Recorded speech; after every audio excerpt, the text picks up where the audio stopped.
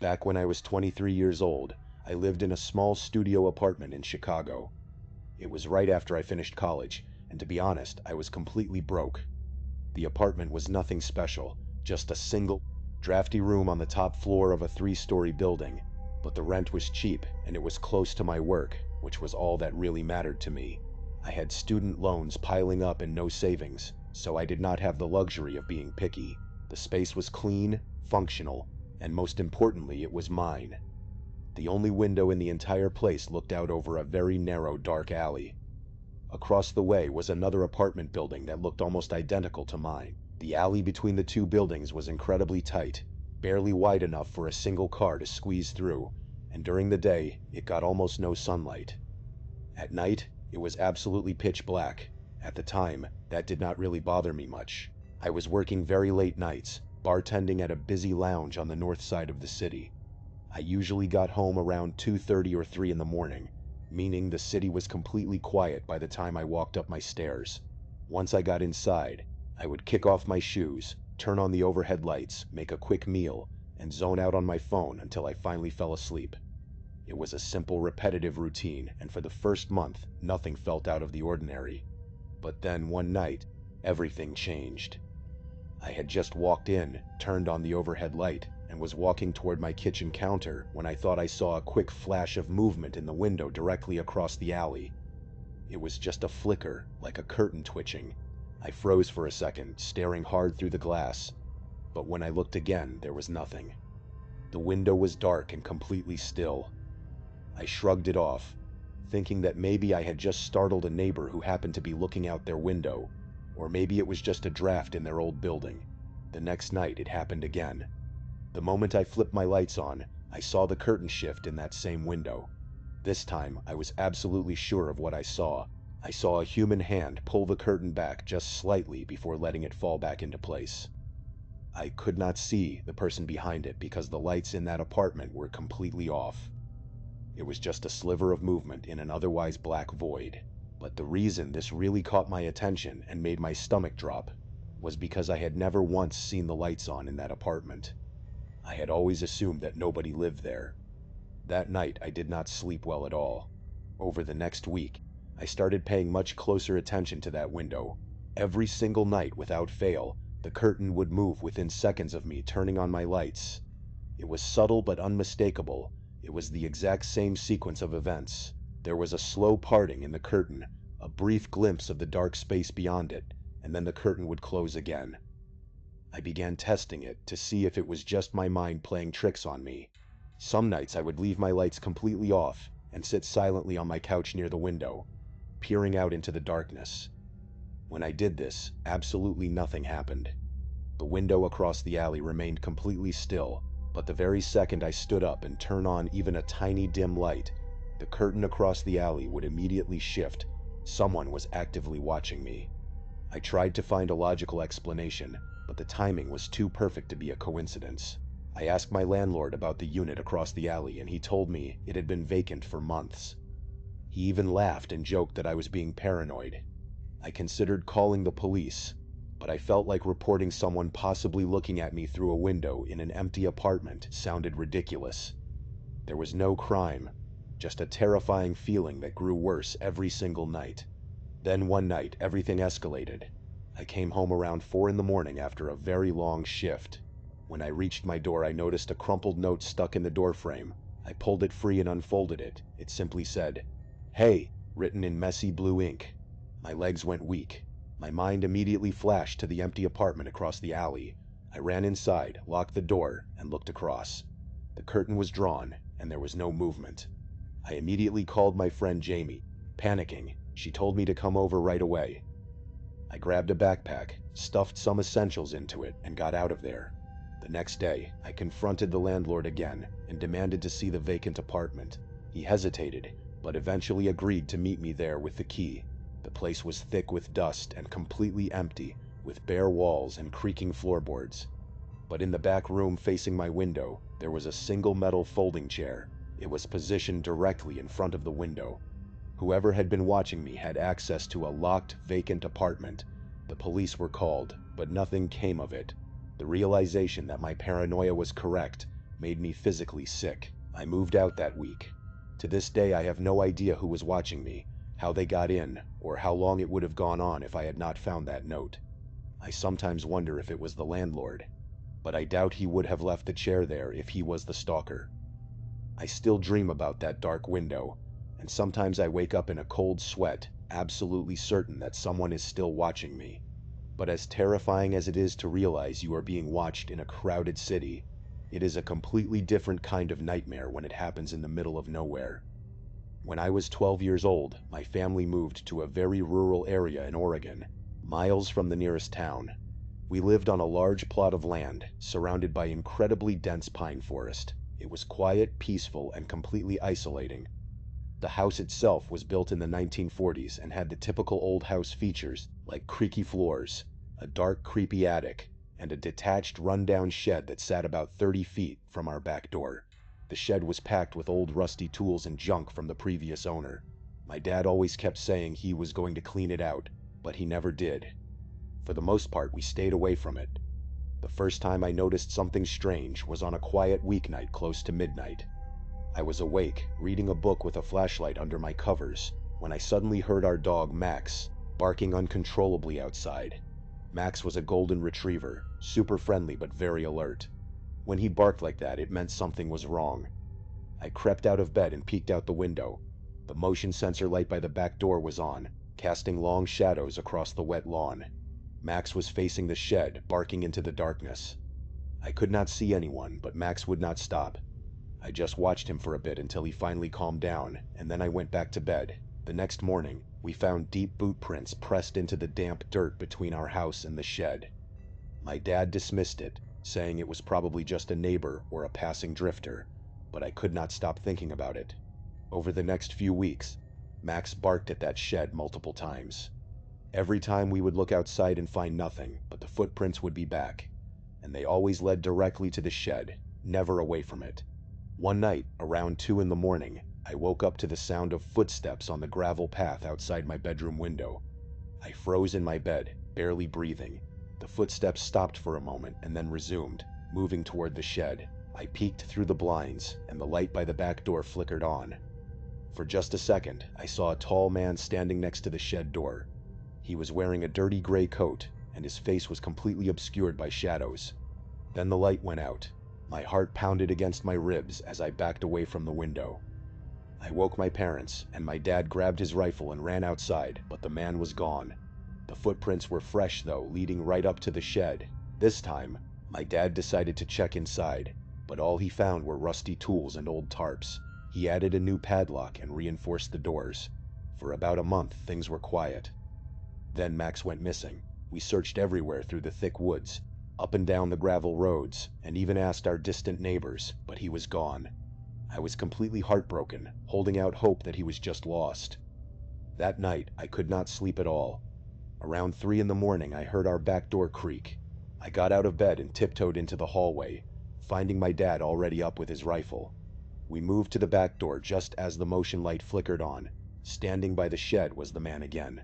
But this time, he was holding a knife in one hand and Max's collar in the other. I felt a horrible weightless dread wash over me, making my knees buckle.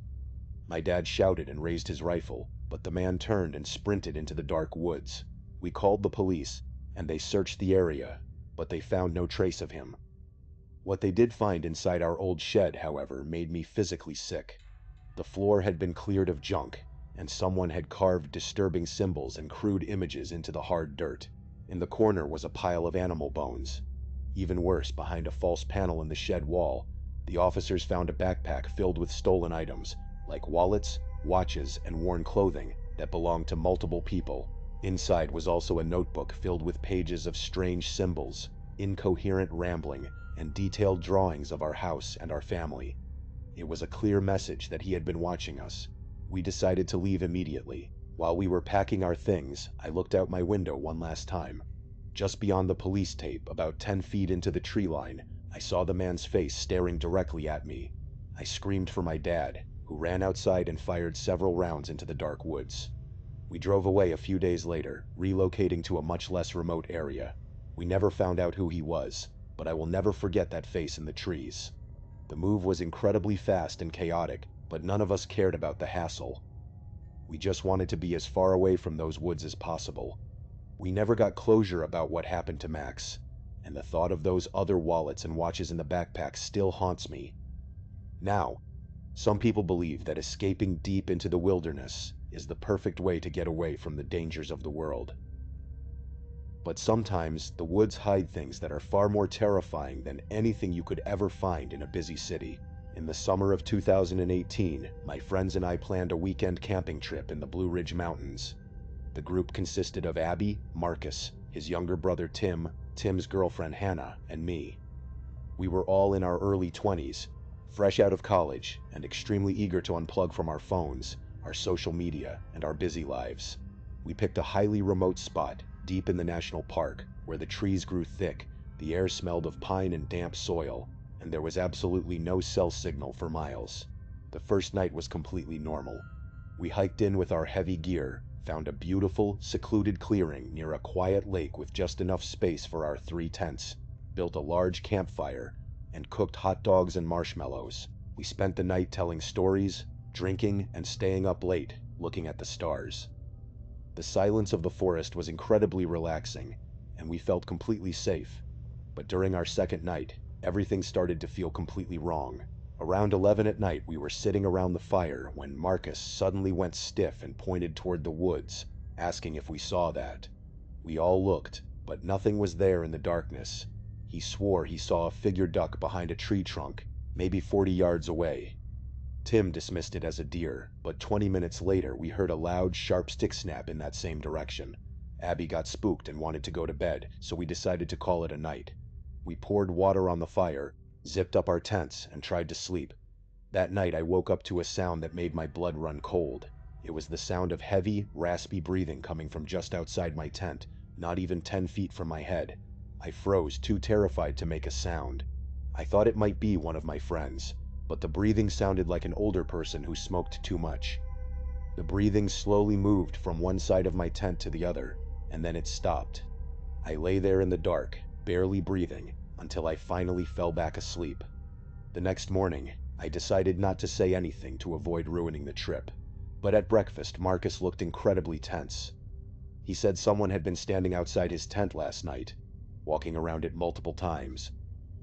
Tim then confessed that he had stepped out to use the restroom around 4 in the morning and thought he saw a dark figure crouching near our cold fire pit. We searched the area and found footprints circling all 3 tents. In a muddy patch of dirt, we found a very clear footprint of a bare human foot. The tracks led into the thick woods and vanished. This discovery made the atmosphere incredibly tense. We tried to convince ourselves it was just a local hiker, but deep down we knew something was very wrong. That night, we decided to build a much larger fire and keep our flashlights close. None of us wanted to go to sleep, so we stayed up, talking in quiet, nervous voices. Around 2 in the morning, we heard the distinct crunch of leaves, followed by a low, whispering voice. Marcus snapped on his flashlight, and for a split second, we saw a completely naked man crouching behind a tree. The moment the light hit him, he scrambled back into the trees like an animal. We were too terrified to go to our tents, but hiking out in the dark was too dangerous, so we stayed huddled by the fire. We held our flashlights like weapons, our eyes darting into the shadows. A few hours later, a voice drifted out from the pitch-black woods, saying, "I see you guys." It was a low, chilling whisper that made our skin crawl. A moment later, I felt my tent shift, and I watched in absolute horror as the metal zipper began to slowly slide downward. I screamed at the top of my lungs, causing my friends to start screaming too. The sudden noise scared whoever was outside, and we heard them sprint away into the darkness. We stayed awake until dawn, packed our things, and hiked back to the car. At the ranger station, the ranger told us they had reports of wild men living illegally in the forest who were known to steal and do far worse things. I will never go camping again. The drive home was incredibly silent, with none of us speaking for the first few hours. The shock of what we had experienced was too heavy to process, and every time the car stopped at a red light or a gas station, we all looked around nervously as if we were still being followed. We kept in touch over the next few weeks, but the bond we shared had changed. The easygoing, carefree friendship we had in college was replaced by a shared trauma that we couldn't easily talk about. Tim and Hannah actually broke up a few months later, and I always wondered if the stress of that night played a part in it. I spent months checking the locks on my windows and doors at home, unable to sleep without a light on in the hallway. Even now, whenever my friends talk about planning a trip to the mountains or going on a hike, I immediately make an excuse to back out. The image of that zipper slowly moving down in the dark is permanently burned into my mind, a reminder of just how close we came to a nightmare that we might not have survived. We were incredibly lucky that night, and I thank God every single day that we all made it out of those dark mountains alive. Thank you so much for watching. Let me know what you thought of today's episode in the comments. And remember, we have a whole playlist of true crime episodes ready for you to binge right now. Until next time, see ya. This happened when I was 15 years old. My best friend Anthony wanted me to come over for the night since his parents would be gone all weekend. I rode my bike over and put it in his backyard before letting myself in through his back door. We played basically every video game he had, from FIFA all the way to Call of Duty, with popcorn and other junk food spilled out all over the floor. As the night progressed, we moved from video games to watching half a movie and getting bored, to doing prank calls. At close to 10 o'clock, Anthony made a few calls to different pizza places. When it was my turn, I just dialed a few random numbers in hopes to get someone at their house. On my fourth attempt, I finally reached somebody. A guy with a deep and rough voice picked up, answering with a yeah instead of a hello. Anthony's laughing in the background made me stumble with my words mid-sentence, ultimately cracking up into laughter. I had never done a prank call, so I sucked at it. The guy on the other end was silent. I regained a straight face and tried to continue. I asked if it would be all right if I borrowed one of the wheels from his car. The man asked what my name was. I said my name was Bob. He asked if I was sure it was not Anthony. It hit me like a brick. I looked up at Anthony, whose face was noticeably full of fear. I hung up the phone, not wanting to be on the line with whoever that was for another second. I asked him who the hell that was, but he told me he did not know. I asked if his caller ID info displays his name, but he said it shows his dad's name. We hopped on the computer and did some research, trying to figure out how it was possible to get someone's name through their phone number. It did not make sense how he could get Anthony's name so quickly.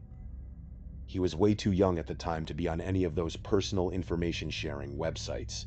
We ended up asking a question on Yahoo Answers, since no one had a similar experience, but the question turned up no answers. I suggested he call his dad, but he said he was not supposed to have anybody over for the weekend, so he did not want to call. We planned on sleeping in the living room, so we just resumed watching the movie that we had not finished from earlier. Right after the phone call had left my mind, me and Anthony looked at each other when we heard his front storm door opening. Then, the doorknob to the front door began to turn. It only was able to turn about halfway before the lock restricted it. Anthony turned off the TV, and I went over to the window to see who it was. I spread the blinds open. There was a tall guy standing outside. He noticed the blinds moving and turned to look at me. I practically threw the blinds back into place. Me and Anthony hid in the kitchen, listening for any more noises. We heard the sound of the gate to the backyard opening. As it was right outside the kitchen window, I realized I had forgotten to shut the back door when I came in. Anthony urged me to run and shut it. I made it to the hallway leading to his back door and froze. There was a silhouette standing outside the back door. I do not think he noticed me, but he was surely looking into the house. He opened the door and stepped inside. I tiptoed to the kitchen and motioned for Anthony to follow me upstairs. We made it to his room as quietly as possible, pulling the door shut to avoid making any noise. We crawled under his bed. He had cloth covering the bottom of his bed, so you could not see anything under it unless you actually moved the cloth. The doors downstairs all opened, each one getting closer to the stairs. Thumps finally began up the stairs, and he was right outside the door now. The door to the room opened. I could hear Anthony's breathing, and it was too loud. Footsteps moved over to the closet, and then the closet opened. I could hear the coat hangers being slid around as the fabric of the jackets and coats rubbed against each other. Footsteps moved over to the bed and stopped. I felt like my heart was about to explode out of my chest. Anthony's breathing was too loud, so I had to cover his mouth with my hand. There was nothing but silence in the room now. We laid still for so long, I almost thought he was not even in the room anymore. I moved my hand away from Anthony's mouth and whispered in his ear, asking if he thought we could make a run for it. He was about to answer when the most disturbing, memory-haunting scream I had ever heard filled my ears. Anthony was suddenly dragged out from under the bed. I crawled out and saw him struggling with the man. I desperately looked around for anything to use as a weapon. I settled with the screwdriver sitting on his nightstand. I hurried over to the man and drove the screwdriver deep into his back. He let go of Anthony as he let out a scream of agony, giving us time to get the hell out of the house. Running onto the road would give away our position too easily, and it would take too long to make it to his neighbor's house. We dove for the tree line in the woods and took cover behind a bush. Watching the house, the back door opened as the man stepped outside, looking around the backyard. He then looked out to the woods. I felt his eyes pass me as he scanned through the tree line. It seemed that it was too dark for him to see us. Then, he turned his head back in our direction. I ducked behind the bush. Anthony whispered that he was coming. He was right. The man was approaching us fast. How could he have seen us? We ran through the woods with the leaves crunching under us, giving away our position when Anthony tripped over something. I crouched down with him, hoping we had run far enough. Not even 20 seconds later, oncoming footsteps from the direction we were running from came fast. They slowed down only 2 trees away from us as we lay face down in the leaves. Moments later, the footsteps take off in another direction. We waited until we could no longer hear them and took off back in the direction of the house. While running over the sound of leaves crunching and my heavy breathing, I could swear I heard leaves crunching from behind us. We made it back to his backyard and into his house. This time, remembering to shut the back door, we were now able to call the police. Anthony stayed on the line with them while I patrolled the back windows, making sure nobody was out there. It was so dark, though, I could not see anything, so I did something that seemed stupid today. I turned on his backyard lights, and immediately in the distance over by the woods, I saw him standing in front of a big tree. He turned off back into the woods and disappeared out of sight. That was the last time either me or Anthony ever saw him. The police came and searched, but found nothing. I would be lying if I told you we heard the occasional locks at our windows or something cliché. No, that was it. 5 years have passed and nothing has happened. Do I wonder if it was somehow linked to the prank call? Maybe. Does it make sense? Not really. But yeah, this was the story of how me and my still best friend Anthony almost died during a home break-in. Now, let's fast forward to a completely different night, but one that is just as terrifying. Me and my wife have had our fair share of arguments, but there was this one night that she would not stop screaming over the stupidest thing. It got to the point where I forgot to put the toilet seat down, and she lectured me at the top of her lungs with an ear-piercing voice. I just could not take it anymore. I called my buddy Paul up, and he told me I could crash there for the night. I was exhausted, and I did not need to deal with my crazy wife at the time. Paul had a huge house, which was another thing my wife always yelled at me about, how all my friends have nicer houses than us. We had a few beers and had a normal chat about life. He suggested I stay there for as long as I needed, but I assured him I would only stay for one night as I did not want to be a bother. I slept in one of his guest bedrooms. Surprisingly, he has 3 guest bedrooms, but has only needed to use one of them so far. He never uses the other 2 bedrooms, and only plans on using them for a party or something like that. All 3 guest bedrooms in the house are lined up next to each other, while Paul's bedroom is across the hall. It is a weird setup for sure, but it let me hear strange noises coming from the next room over. I assumed it was Paul doing something in there, but it quickly got annoying, so I decided to just walk over and see what was going on.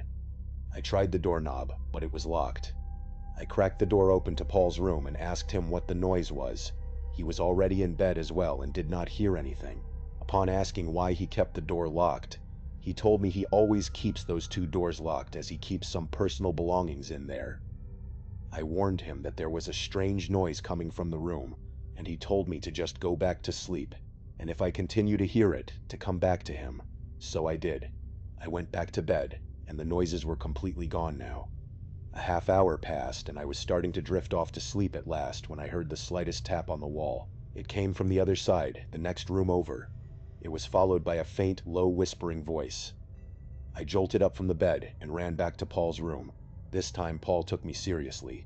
He got the key to the 2 doors and unlocked the one next to mine. We stepped inside and felt a cold breeze hit us on the way in. The window was completely open. Along with the closet, we dug through the entire room.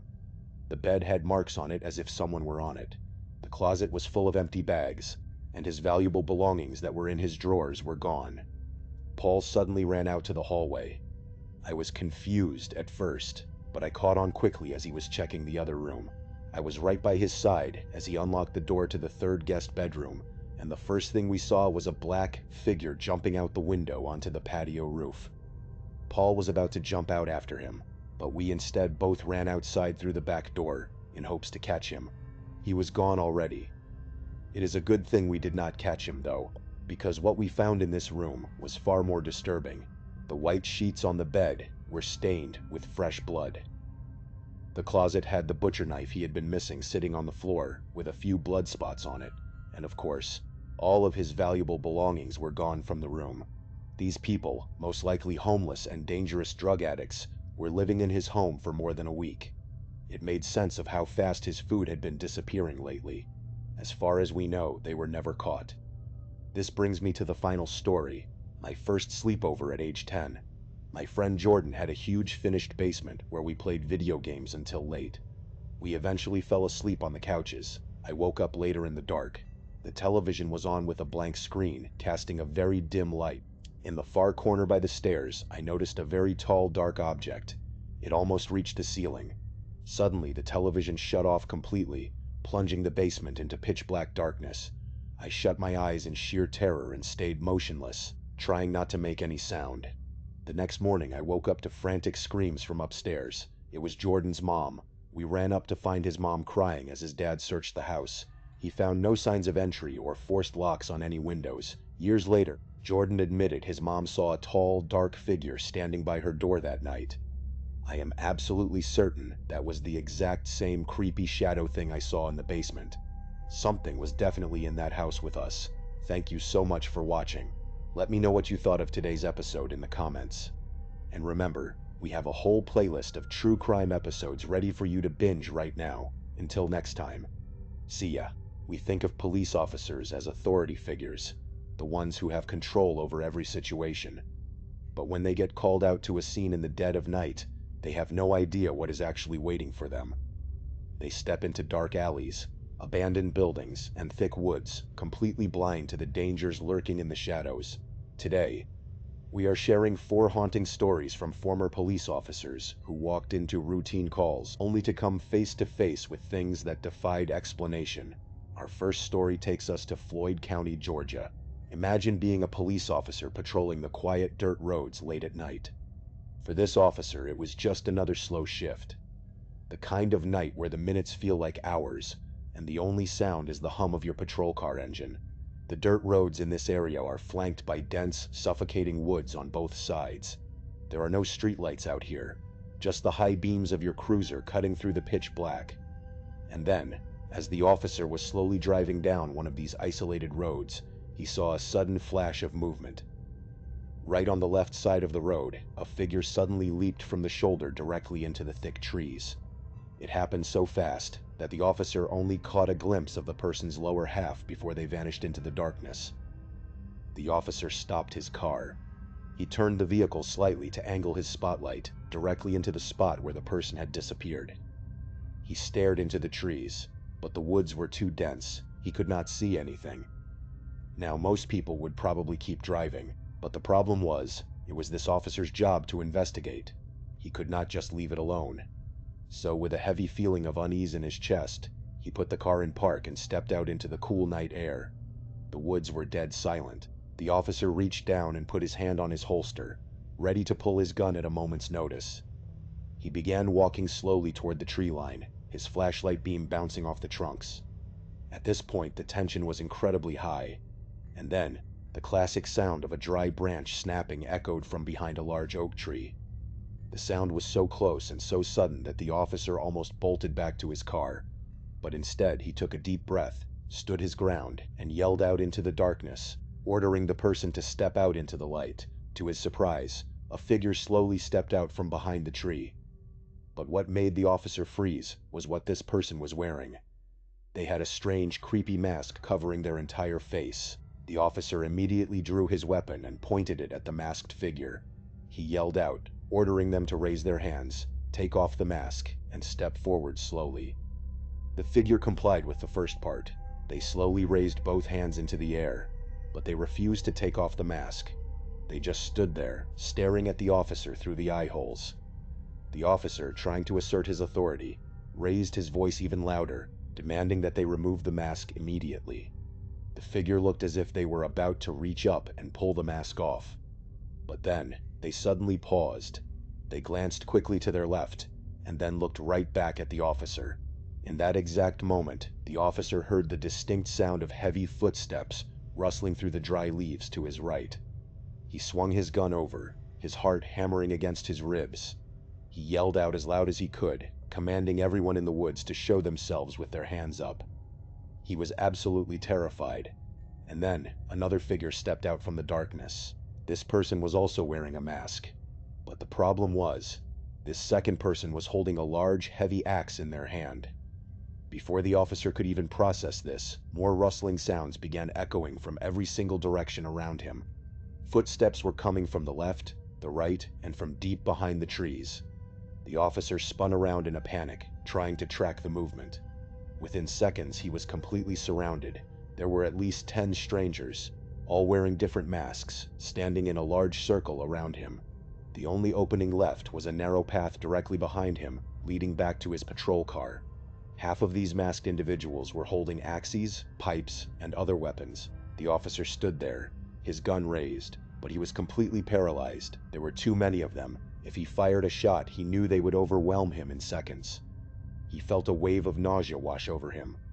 The silence in the woods was deafening, and then one of the masked figures finally broke the silence. In a deep, muffled voice, the figure simply said, "Go away." The officer did not say another word. He did not try to make an arrest. He turned around, sprinted as fast as his legs could carry him back to his cruiser, jumped inside and slammed the door.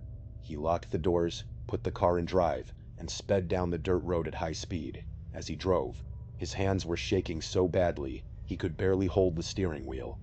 He grabbed his radio and called for every available unit to back up his position.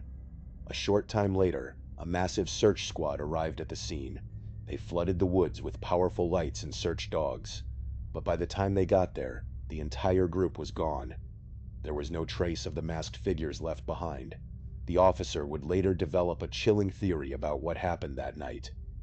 He believed that he had stumbled upon some kind of secret, dangerous group that was setting a trap for an innocent, unsuspecting driver. They were likely planning to block the road, or lure a passerby into the woods to do something unspeakable to them. But because the officer happened to be driving a marked patrol car, the scout who jumped into the woods tried to hide, not realizing the officer had already seen him. If he had been driving a regular civilian car, he believed he would have been lured into those woods, and he might have never been seen again. Our second story takes us to a small, quiet village. A former officer recalls responding to a call about some suspicious noises coming from an old, abandoned 2-story convenience store. When the officer arrived, the building was completely stripped empty. He began his search on the first floor, checking every single empty aisle for anyone hiding in the darkness, but found nothing. He then went upstairs and checked the second floor, which was also completely empty. Believing the noises were just the wind, he headed back to his car, but as he looked back at the second floor window, he froze. A woman with long gray hair was staring straight down at him with a wide, disturbing smile. The officer immediately ran back inside and made it upstairs in less than 10 seconds, but the window was completely clear. He searched all 3 aisles 10 times, checked behind the counter and in the bathroom, but found no one. He figured his mind was playing tricks on him and walked back out. When he looked back at the window, there she was again, wearing the exact same mockingly creepy smile. Rattled, the officer charged back upstairs and began running around the aisles trying to find her. He was about to give up when something caught his eye on the ceiling. He shined his flashlight upward, and his heart stopped. The woman was clinging flat to the ceiling like a spider, holding onto 2 metal hooks with her hands while her feet were pressed against the ceiling tiles for support. She was staring directly down at him with that same terrifying smile. The officer arrested her and took her to the station. The entire ride, she stared at him through the mirror with that same unblinking smile. He never knew if she had a mental disability or was just playing a sick game, but her stunt was something he would never forget. Our third story involves two officers responding to a commercial motion sensor alarm at a newly converted doctor's office. When they arrived, a man claiming to be the key holder met them. Since the stairwell door was locked, he suggested they take the elevator to the second floor. When the doors opened, they stepped into a pitch-black hallway with a single light bulb at the far end. They checked the doors, finding all locked except for the last office. They entered and cleared the empty exam rooms. But when they stepped back into the hallway, they noticed something strange. The light that had been on was now dark, replaced by a light near the elevator. Even worse, all the office doors they had just confirmed were locked were now standing wide open. Suddenly, the main door slammed shut with force and their radios erupted with deafening static. Terrified, they rode the elevator back to the lobby, but the keyholder was gone. The officer radioed dispatch for the keyholder's phone number. The dispatcher responded that the keyholder was still 5 minutes away and had not arrived yet. When the real keyholder, a woman, finally arrived, she listened to the description of the man who had let them in. She went pale and explained that the description matched one of the doctors who used to lease that office, but he had committed suicide at his summer home several days prior. Our fourth and final story comes from a veteran officer who retired at 50 after 30 years of service. One night, he and his partner Steve responded to a domestic abuse call made by a neighbor. They arrived at the house to find the front door wide open and a powerful scent of marijuana and manufacturing chemicals filling the air. Hearing a loud thump from upstairs, they slowly made their way up. They found a closed door, and when they pushed it open, they were met with the sickening smell of human decay. In the dim light, they saw a heavily decomposed female body lying on the bed. Leaving Steve to secure the room, the officer searched the rest of the house. He approached a tiny windowless room with only a dirty old cot inside.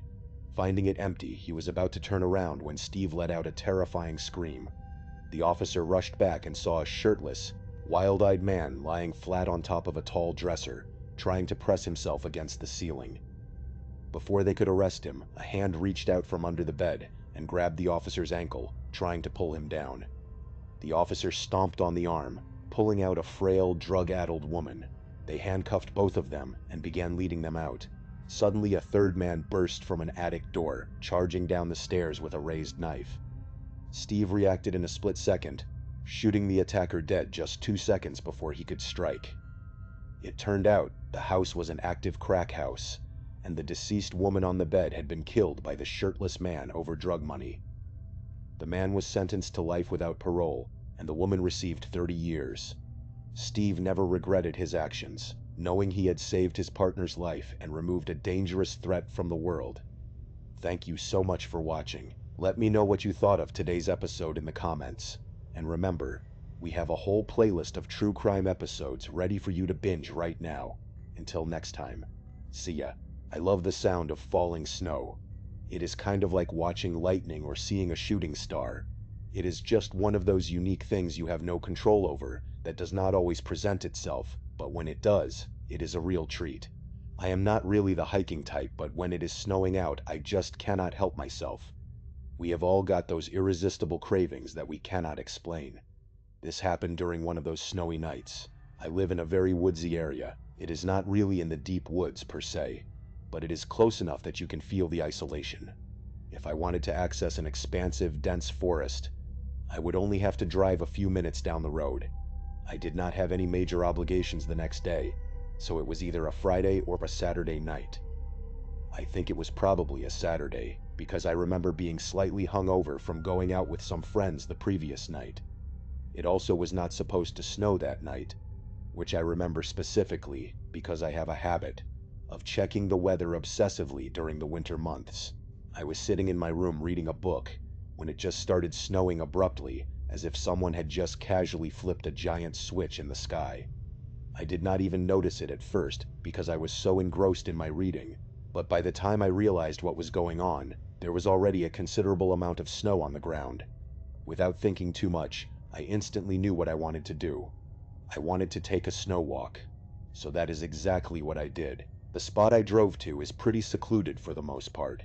It is a local hiking trail that usually does not see that much traffic, even during the summer. I parked my car, stepped out, admired the quiet snowfall for a few seconds, and started walking down the path. I did not really have a defined plan in my mind. My only objective was to get deeper into the woods so I could more fully appreciate the silence and the beauty of the snow. After about 20 minutes of walking, I was finally satisfied with how far I had gone. But then the literal moment I stopped to appreciate the snow, I heard something.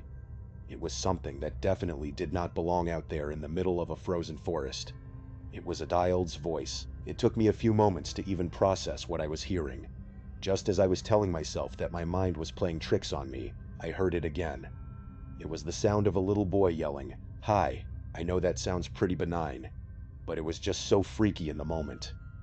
It was quite literally the last thing I was expecting to hear out there, all alone in those woods. The other unsettling thing about it was that I could not really tell where the voice had come from.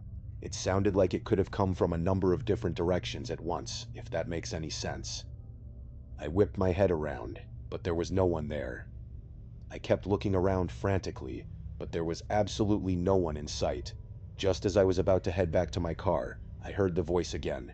It was definitely a little boy's voice. Only this time he said, "Up here, silly." Without even processing how freaky of a thing that is to say, I instinctively looked up into the canopy, and there he was. There was a little boy who looked to be around 9 years old, just sitting on a tree branch in a pine tree not too far away. It was the most bizarre thing I had ever seen. The boy was clearly bundled up for the cold, but how he managed to climb that tree, I had no idea. The lowest branch to the ground was at least 20 feet off the ground. Strangely, actually seeing him kind of calmed me down a little bit. It was almost like I had been afraid of not knowing where he was, as opposed to him actually being there. I walked over to the tree he was sitting on, keeping my eyes on him the entire time. He was smiling this really wide grin that reminded me of the expression someone who had not learned how to smile yet would make. My sense of security started disappearing the more I looked around, though. For starters, there was not a single footprint around the tree he was sitting in, meaning he had climbed up there before it had started snowing, meaning he had been sitting in that tree for at least 45 minutes. And that is not even mentioning the fact that he figured out a way to climb that thing in the first place. Like I said, it would have been exceedingly difficult to do so, even if you had climbing experience. The tree trunk was perfectly straight and slick. He would have had to shimmy up 20 feet of bare bark. He waved at me and I did not waste a second. I asked him how he got up there and he told me it was a secret. Then he just went back to smiling that awful grin. I did not know what to do. This kid clearly did not belong out there and I felt compelled to do something. But what was I supposed to do? Try and climb the tree to get him down? Before I could think of something to say, he stood up straight on the branch he had been sitting on and said, "Watch this." Then, without warning, he leaned back and fell. He fell what must have been at least 30 feet, I screamed. There was nothing else I could do. I watched in horror as he landed directly on his back with a gruesome, heavy thud. I thought he was dead. There is no way any amount of snow could have cushioned a fall from that height. I ran over to him, but before I could reach him, he sprung up off the ground and started running away from me. It was physically impossible. Falling from that height should have been enough to break his spine or kill him. I screamed again, this time out of pure shock, and I watched as he ran off deeper into the woods. Even with the bright snow on the ground, it was still dark enough for him to run out of sight very quickly. I do not know what came over me. Instead of doing the rational thing and turning around to run back to my car, I ran after him. I do not know why. I know myself. If a situation like that were to arise again, I would turn around and run 99 times out of 100. But I guess this was just that one time. That is the only explanation I can come up with. I regained my composure and started following his footprints, knowing he could not have gotten far. After a few seconds of running, I started to hear him laughing. Cackling is a better word. Honestly, it was really unsettling. It was like he was toying with me, playing some sick game while I was out there scared to death. His footprints passed a nearby tree, and as I was running past it, I felt something heavy latch onto my back. Before I could react, I was tumbling to the ground, and this kid was on top of me, clawing at my neck and shoulders with incredible strength. I started screaming and blindly grabbed at him, but he was not letting go. He started wailing too, and I could feel myself starting to bleed. He was tearing into my neck with his fingernails, and I thought he was going to blind me. I managed to stand back up, and with all my strength I flung him over my shoulder. He hit the ground, immediately got up, and ran deeper into the woods, still laughing. This time I did not chase him. If it were not for the cuts on my neck and the blood on my hands, I might have just stood there forever, frozen in shock. The cuts did not feel that deep, but there was an uncomfortable amount of blood. I had not been wearing a scarf, so I pulled off my hat and wrapped it tightly around my neck to stop the bleeding. My hands were shaking and soaked with my own blood, and I was having a massive panic attack. The next 20 minutes are really fuzzy, probably because I was so terrified and I had lost so much blood. The next thing I remember is being in the back of an ambulance, and then after that, I remember talking to some police officers about what happened. I got the medical attention I needed, and was asked to recount my story like 10 times. At the time I did not realize what was so unbelievable about it. I would only later learn that while I had been in the hospital, the police had searched the area and found nothing. What is worse, they allegedly followed my footprints, and only found the one set, which was mine. I remember being so emotionally distraught when I found that out. I was furious at the thought that they had not searched the woods thoroughly. But why would they lie? By the time I was discharged from the hospital and done talking to police officers, I did not have much energy to do anything other than sleep. I cannot remember if this was the day after or 2 days after. Like I said, things got a bit fuzzy, but I eventually went back to that hiking trail. It had snowed considerably since then, so it was not too surprising to find that my footprints had been snowed in. I searched the entire forest. It must have taken me hours, but there was no sign anyone had ever been there. This is still one of the freakiest things that has ever happened to me, or anyone I personally know. This second story happened over winter break during my sophomore year of college. I was 19 years old and had the house to myself for a little under 2 weeks because my parents went on a trip. During the second week, a massive snowstorm hit our area. The weather forecasts were predicting something crazy, and they definitely were not lying. By the time I woke up that Saturday, there was already close to a foot of snow on the ground, and it was still coming down hard. The local plows could not keep up with the accumulation, and by late afternoon the roads were basically impassable for normal cars. I should mention that my neighborhood is not your typical suburban setup. The houses are pretty spread out, and there are a lot of dense wooded areas between the properties. It is nice in the summer because you get privacy, but in the winter it can feel incredibly isolated. That day, with the snow piling up and no cars on the road, it felt even more so. I was bored out of my mind by like 6 in the evening. The Wi-Fi had knocked out while I was sleeping, so I could not even pass the time by playing video games or watching movies. For context, my only hometown friend is this guy named Ryan, and I knew he was around because I had literally hung out with him the day before. So, while I was dying of boredom in my room, I got this idea that I thought was hilarious at the time. I was going to walk to his house and surprise him. The roads were undrivable, sure, but I figured I could easily make it on foot. It was only about 1.5 miles, maybe a little more. I had walked further than that plenty of times.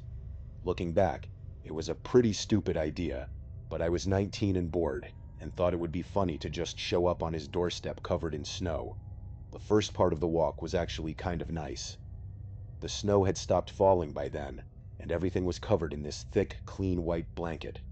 The streetlights made everything glow, and it was weirdly peaceful. I could hear my own breathing and the deep crunch of my boots, but that was about it. There was not a single living thing out there. About halfway there, the route cuts through this stretch where there are not any houses for a while. It is mostly just trees on both sides of the road and a few empty lots. During the day, it is nothing special, but that night, especially with all that snow, it felt completely different. That is when it really hit me how alone I was. It was a really strange and heavy feeling. I kept walking and out of nowhere I saw headlights up ahead.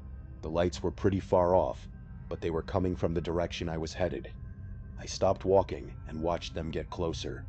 It was definitely a heavy snowplow, and it was moving really slowly, but then out of nowhere, it suddenly veered hard to the right, like the driver had lost control, or was trying to avoid something. I watched them cut across the road and disappear into the tree line. There was this muffled crunching sound, and then everything went completely quiet again. My first thought was that someone had just crashed, so I started running toward where I had seen the lights go off the road. The snow was deep, and I could not move that fast, but the only thing on my mind was the thought that someone was hurt and needed help. It took me a few minutes to reach the spot. I could see where the vehicle had gone off the road, so I followed the deep tire tracks until I found it. The scene looked exactly as I had predicted. A snowplow with its front end crumpled and smashed into a large oak tree. Its headlights were still on, and the engine was still running, sending a low vibration through the ground. I ran up to the driver's side, preparing myself to have to lift someone through the snow. But when I got to the window and looked inside, there was no one there. The driver's seat was completely empty. I stood there for a second, not really processing what I was seeing. I thought maybe the driver had been thrown from the vehicle or something, so I looked around. The windshield was not shattered though, so they must have still been inside the plow. I checked the passenger side, but that seat was also empty. I ended up pulling the driver's door open in frustration, thinking maybe they had slumped down below the steering wheel, but there was no one there either. It took me a few seconds to realize that the entire plow was empty. There was quite literally nowhere else someone could have been.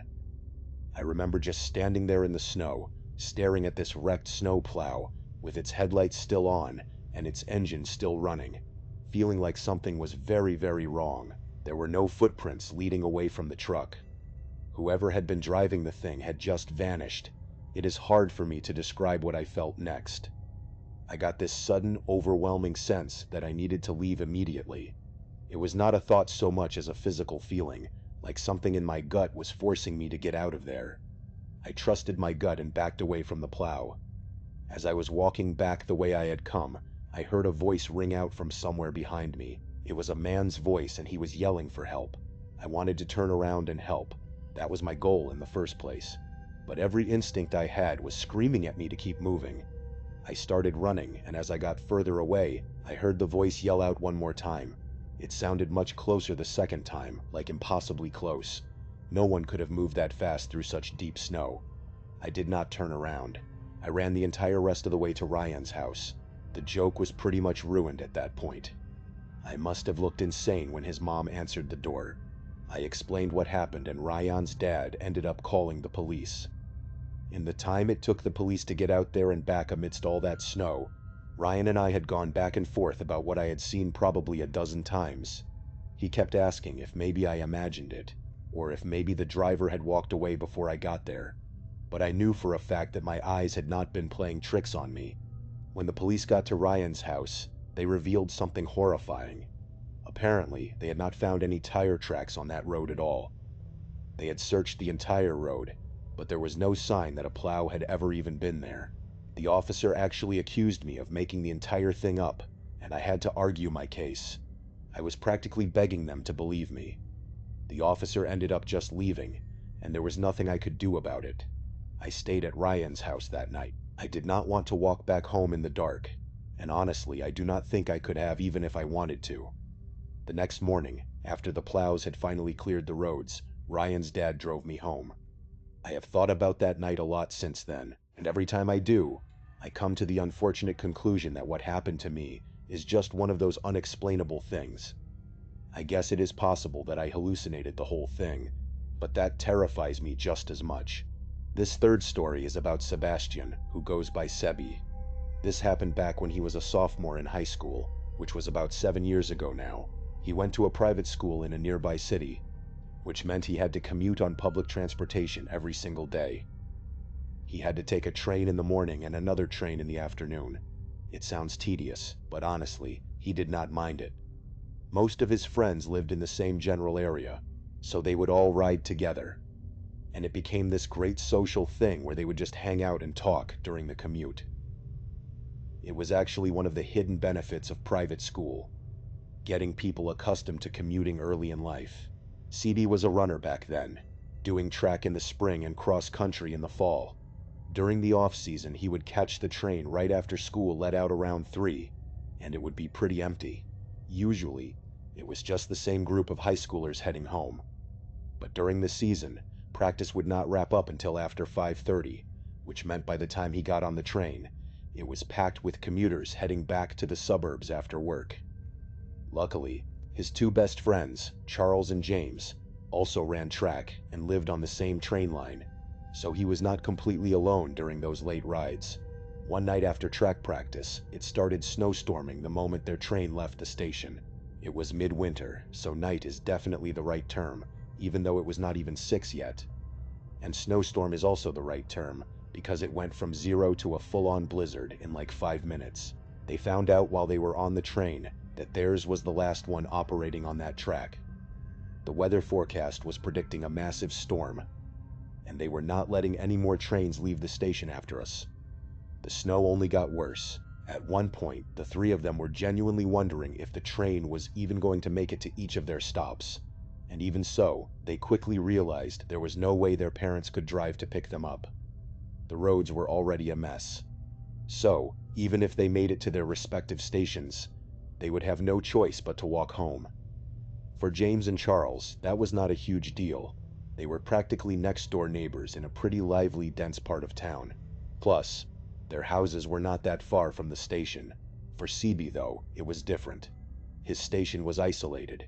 He would have to cross a highway and then walk over a mile in this woodsy stretch to get home. He called his parents from the train and explained the situation. They told him he did not have much of a choice. His dad told him to just suck it up, bundle up, and be careful. James and Charles got off at their stop, and CB dapped them goodbye. The rest of the ride was just him and a handful of other passengers, and by the time we reached his station, he was the only one left. The doors opened and he stepped out onto the platform. It was completely empty, just him and a full blizzard. It was dark, but there was decent visibility because of the snow. Everything was white, and the light from the station reflected off of it in this pretty but eerie way. He stood there for a second, taking it in. It was a sight he had never seen before. Usually, that station is bustling with cars and people, but with the snowstorm and all, it looked completely deserted. He started walking. There was no point in prolonging the inevitable. For whatever reason, he thought crossing the highway would have been more difficult, but there was not a single car anywhere in sight, including snowplows. He actually stopped and looked around kind of in awe. It was beautiful in a weird way. He started thinking to himself that he would probably never experience anything like that ever again. After the highway, though, came the woods. The only other option was following the road home, but it was really windy and would have added a ton more walking. So he decided to just push through and walk through the woods. He did not know how long he had been walking, but he happened to glance up after looking down at his feet for a while, and the moment he did, he had to hold back a yell. About 30 yards ahead of him, there was someone standing there. It was a man. He was facing Sebi directly, almost like he knew the exact path he had to take. At first, CB's brain could not process what he was seeing, because the man was not dressed for the weather at all. He was wearing a short-sleeved shirt and shorts in the middle of a blizzard. And to make things worse, his face was twisted in this deranged smile. CB did not move. He just stood there watching him, waiting to see what he was going to do. His mind was racing, trying to come up with some logical explanation, but the shock of the situation was too much for him to handle. He could not think or move, and then in one abrupt motion, the man went from smiling and standing still to screaming and charging at him. It was literal horror unfolding right in front of him. CB snapped out of his haze and began running as fast as he could, back the way he came, screaming for help, even though he knew no one was out there. He could not move that fast with all the snow, and he felt the man closing the gap with every second that passed. The chase felt like it lasted forever. It was probably 5 minutes, but it felt like an hour. He finally broke out of the woods and hit the road, and only then did he turn around. The man was gone, but that did not make him feel much better. He felt physically sick. He followed the road home, and the whole time he kept thinking about his footprints, about how they were quite literally the only tracks in the snow. If that guy wanted to follow him home, it would have been the easiest thing in the world. When he finally got to his house, his parents were relieved. That is until he told them what had happened in the woods. His dad wanted to go out and look for the guy, but his mom would not let him. Several hours went by without incident. Eventually, his parents went to sleep. CB pretended like everything was fine, but he was still freaking out internally. He could not get the image of that man's deranged smile out of his head. And the way he had been screaming was just so unnatural, and the more he thought about it, the more insane the whole thing felt. He had literally been wearing short sleeves. How had he not frozen to death out there? He was making himself crazy, so he forced himself to stop thinking about it and just go to sleep. But of course he could not fall asleep. It was like he was in that 30-second shock after waking up from a nightmare. Only instead of 30 seconds, it lasted for several hours. That is the best way he can describe how he was feeling. At one point, he heard a tree branch rattle his bedroom window, which startled him out of bed. He went over to the window to see if he could dislodge it somehow. He pulled back the curtain and literally dropped to the floor yelling. It was him, that guy from earlier. He was right there, inches from the window. Only now CB could see him clearly. His skin was purple, like he was freezing to death, and he was bald with a patchy gray beard. His dad burst into the room and just barely saw the guy through the window before he took off into the dark. His dad went to go run out in the snow, but his mom stopped him and convinced him to call the police instead, which he did. With all the snow on the ground, it took the police forever to get to their house. By the time they did, that guy was long gone. His dad did not care though. The police could have easily tracked his footprints in the snow, which is what CB was expecting them to do. But once the officers realized the tracks led deep into the woods behind their house, they told them they could not just go tramping through the woods in the middle of the night. His dad got furious. He got in one of the officers' faces and almost made it physical.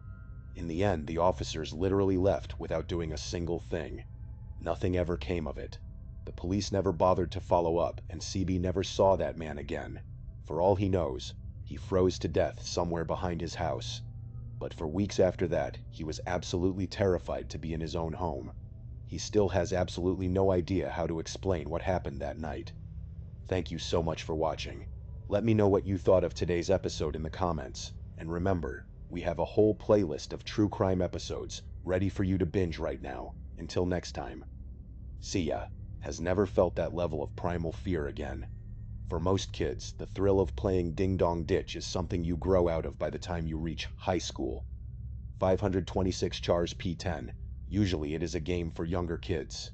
But for another group of friends, they matured a little later.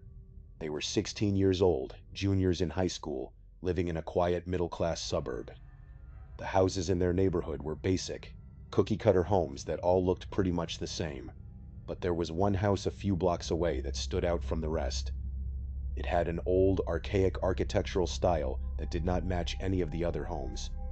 For the longest time, it had a for sale sign planted in the front yard. 530 Chars P11.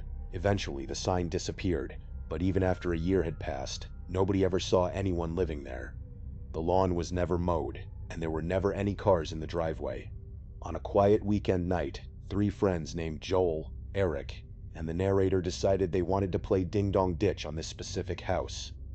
They chose it simply because it was different, and they wondered if anyone was actually inside. They had a rule where everyone had to ring the bell at least once.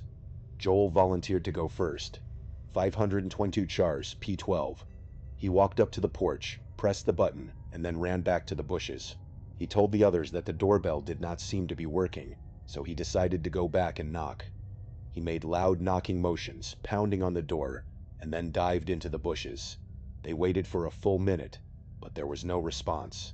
It was now the narrator's turn. He wanted to make sure whoever was inside heard him, so instead of a normal knock, he ran up and banged on the door as hard as he could, hoping to get a reaction. 527 Chars P13. But the moment his fist struck the wood, the door gave way. It pushed open just a tiny fraction of an inch.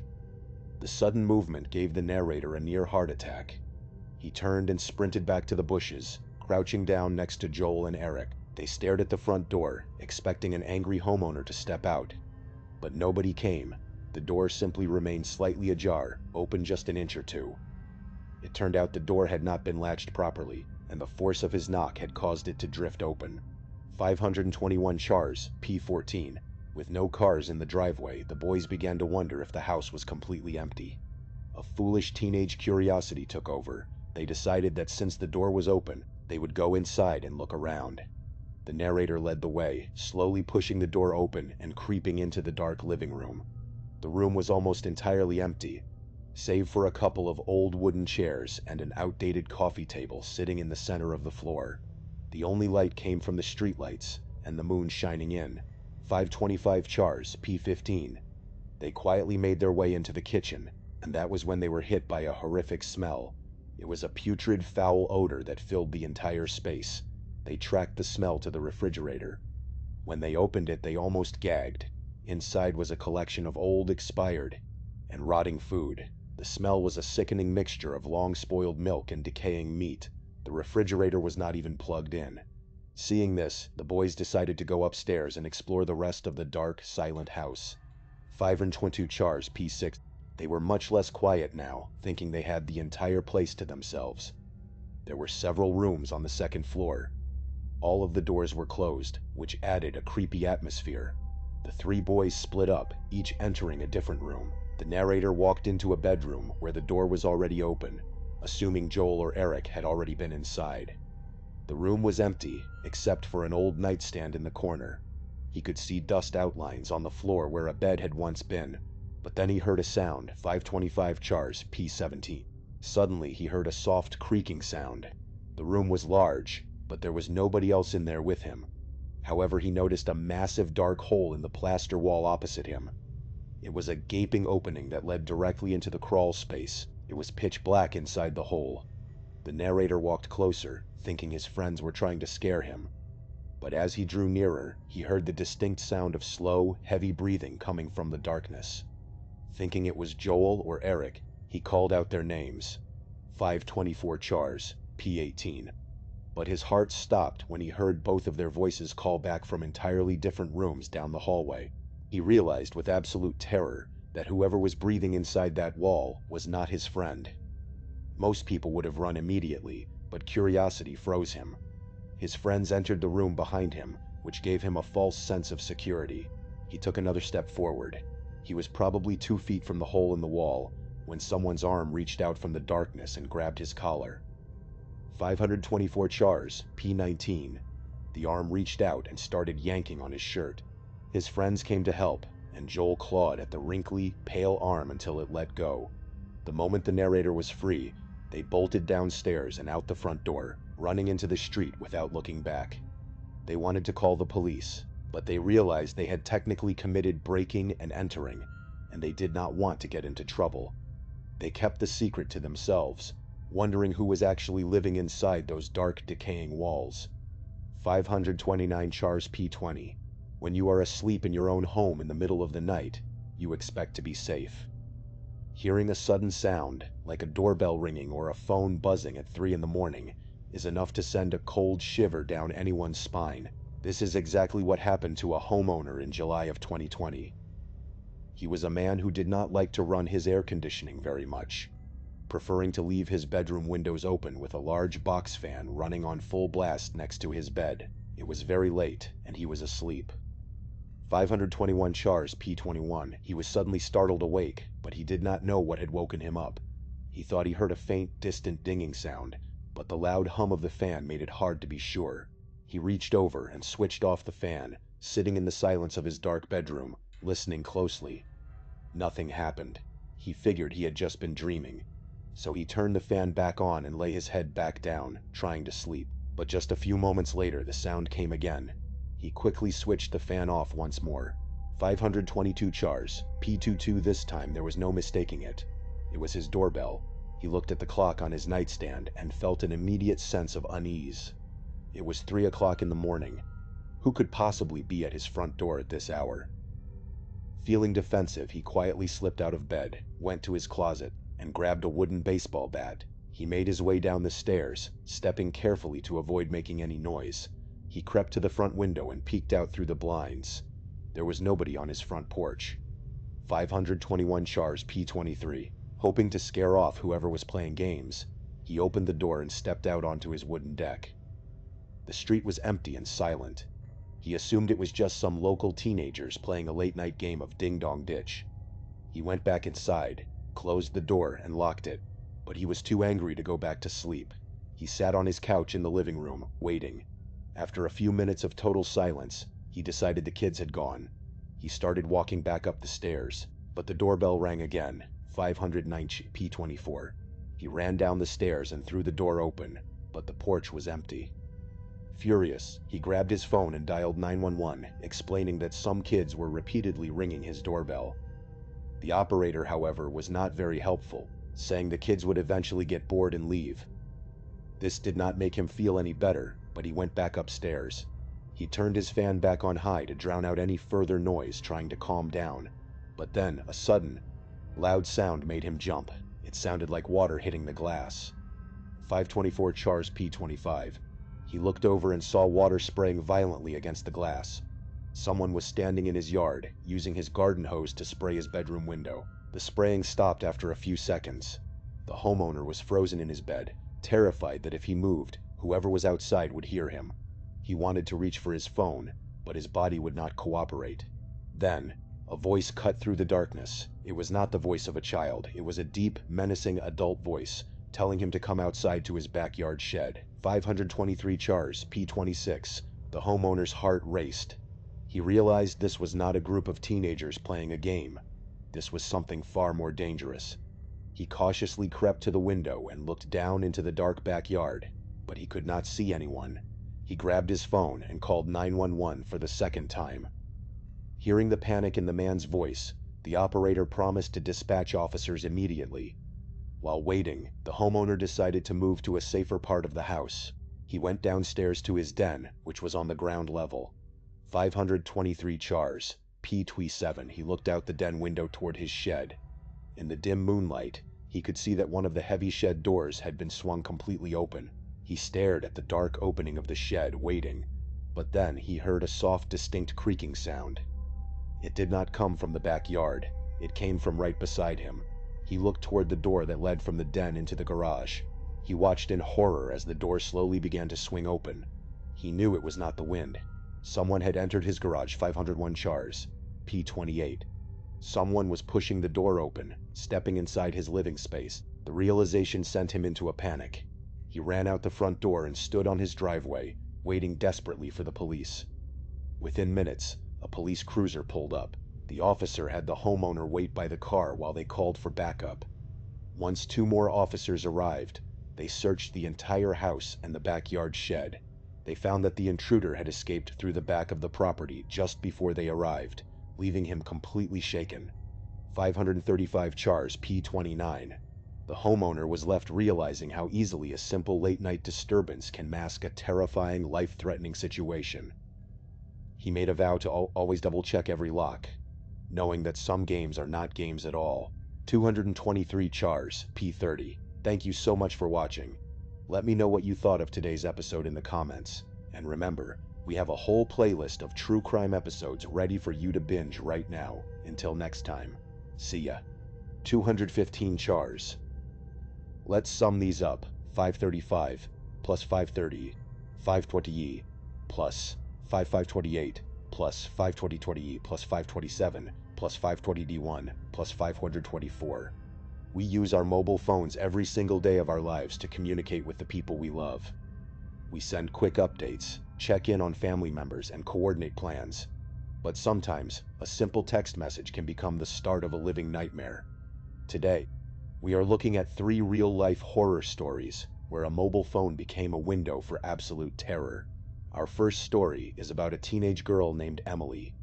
She lived with her parents and her older brother Peter in a quiet suburban neighborhood. On a cold Friday night, her parents went out for a rare dinner date, and Peter was scheduled to work a late shift until midnight. This meant Emily was completely home alone. She was relaxing in her bedroom upstairs, looking forward to some quiet time. At around 9 o'clock, Emily heard a distinct sound downstairs. It was the click of the front door opening and closing. She sat up, wondering if her parents had returned early. She texted her mom, "Are you home?" Her mom replied, No, still with your dad. What is up? Emily asked. Is Peter home? Her mom wrote back, I do not know. I have been in my room. I do not think so because he was supposed to work until 12 tonight. Are you sure you heard the door open then? Emily quickly texted Peter to check.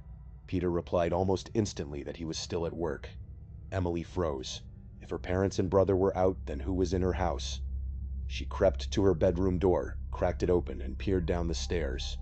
Standing in her living room was a tall stranger in his 30s, wearing a dark hoodie, a beanie, and black sweatpants. He was slowly walking around, inspecting their belongings. Terrified, Emily quietly locked her bedroom door and ran back to her bed. She texted her mom. Mom, there is someone in the house. What? Who is it, Mom? I do not know. There is some man walking around downstairs. I am scared. What do I do? Her mother immediately replied, Emily, find somewhere to hide right now. I am calling the police. Lock your door right now and hide somewhere in your room. Emily ran to her closet, hid under some clothes, and texted, okay. I am in the closet. Her mom replied, okay, good, sweetie. I am on the phone with the police. Do not make any noise at all. Stay in the closet until you hear the police come inside. Do you still hear them? Then Emily heard heavy footsteps coming up the stairs. They stopped right outside her door. The doorknob began to rattle. She texted her mom, Mom, he is trying to open the door. Her mom replied, Emily, please just be quiet. You are going to be okay. The police are almost there. Suddenly, a loud crash shook the door. The man was trying to break it down. Emily squeezed her eyes shut and held her breath, too terrified to make a sound or type another word. Fortunately, the slamming stopped. The intruder must have realized breaking the door was taking too long. Soon, her mom texted, Emily, the police are there. Are you okay? Emily heard officers shouting downstairs. They found her safe in her closet. The intruder had managed to escape through the back door before the police arrived, taking several expensive electronics and valuables with him.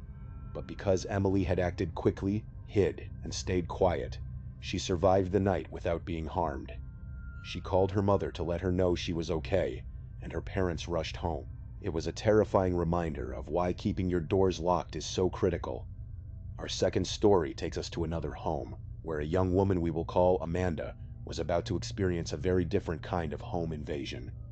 One afternoon, Amanda was relaxing at home when she received an unexpected text from a guy named Jake. She knew Jake casually through mutual friends, but they had never really spoken one-on-one. The conversation started simply. Jake texted, Hey, what are you doing? Amanda replied, Nothing. What about you? Jake wrote back, Same. Want to hang out? Amanda was a bit intrigued and replied, Maybe. What do you want to do? Jake explained that they could not hang out at his place because his parents were home and asked, What if I came to you? Are your parents home? Amanda replied, Nope. Jake immediately wrote, So, let me come, lol. Amanda asked when, and Jake said he was free now. Amanda asked, What made you even think to hit me up? Jake sent back, You are really pretty and I just want to hang out with you. Amanda smiled and replied, Okay. I look like a potato right now, so you have to give me some time to get ready. Jake asked for her address and she sent it. Jake replied, Word, I will head over soon. Realizing she needed more time, Amanda quickly texted, Wait, no, don't. I need time to get ready. But Jake left her message unread. At the same time, Amanda decided to text her close friend Alyssa to tell her about this sudden development. She texted, OMG, he randomly hit me up and he wants to come over. Alyssa asked, Are you going to let him? Amanda replied, I told him, Yeah, but to let me get ready. He said he is going to head over soon. I told him wait, but he left me on scene. Instead of sharing her excitement, Alyssa reacted with immediate suspicion. She texted, Wait, hang on. I feel like it is weird that he is texting you. I am going to call him. Amanda asked her not to mention her name, but Alyssa soon replied, He is not picking up FaceTime anyway. I am calling Jamie.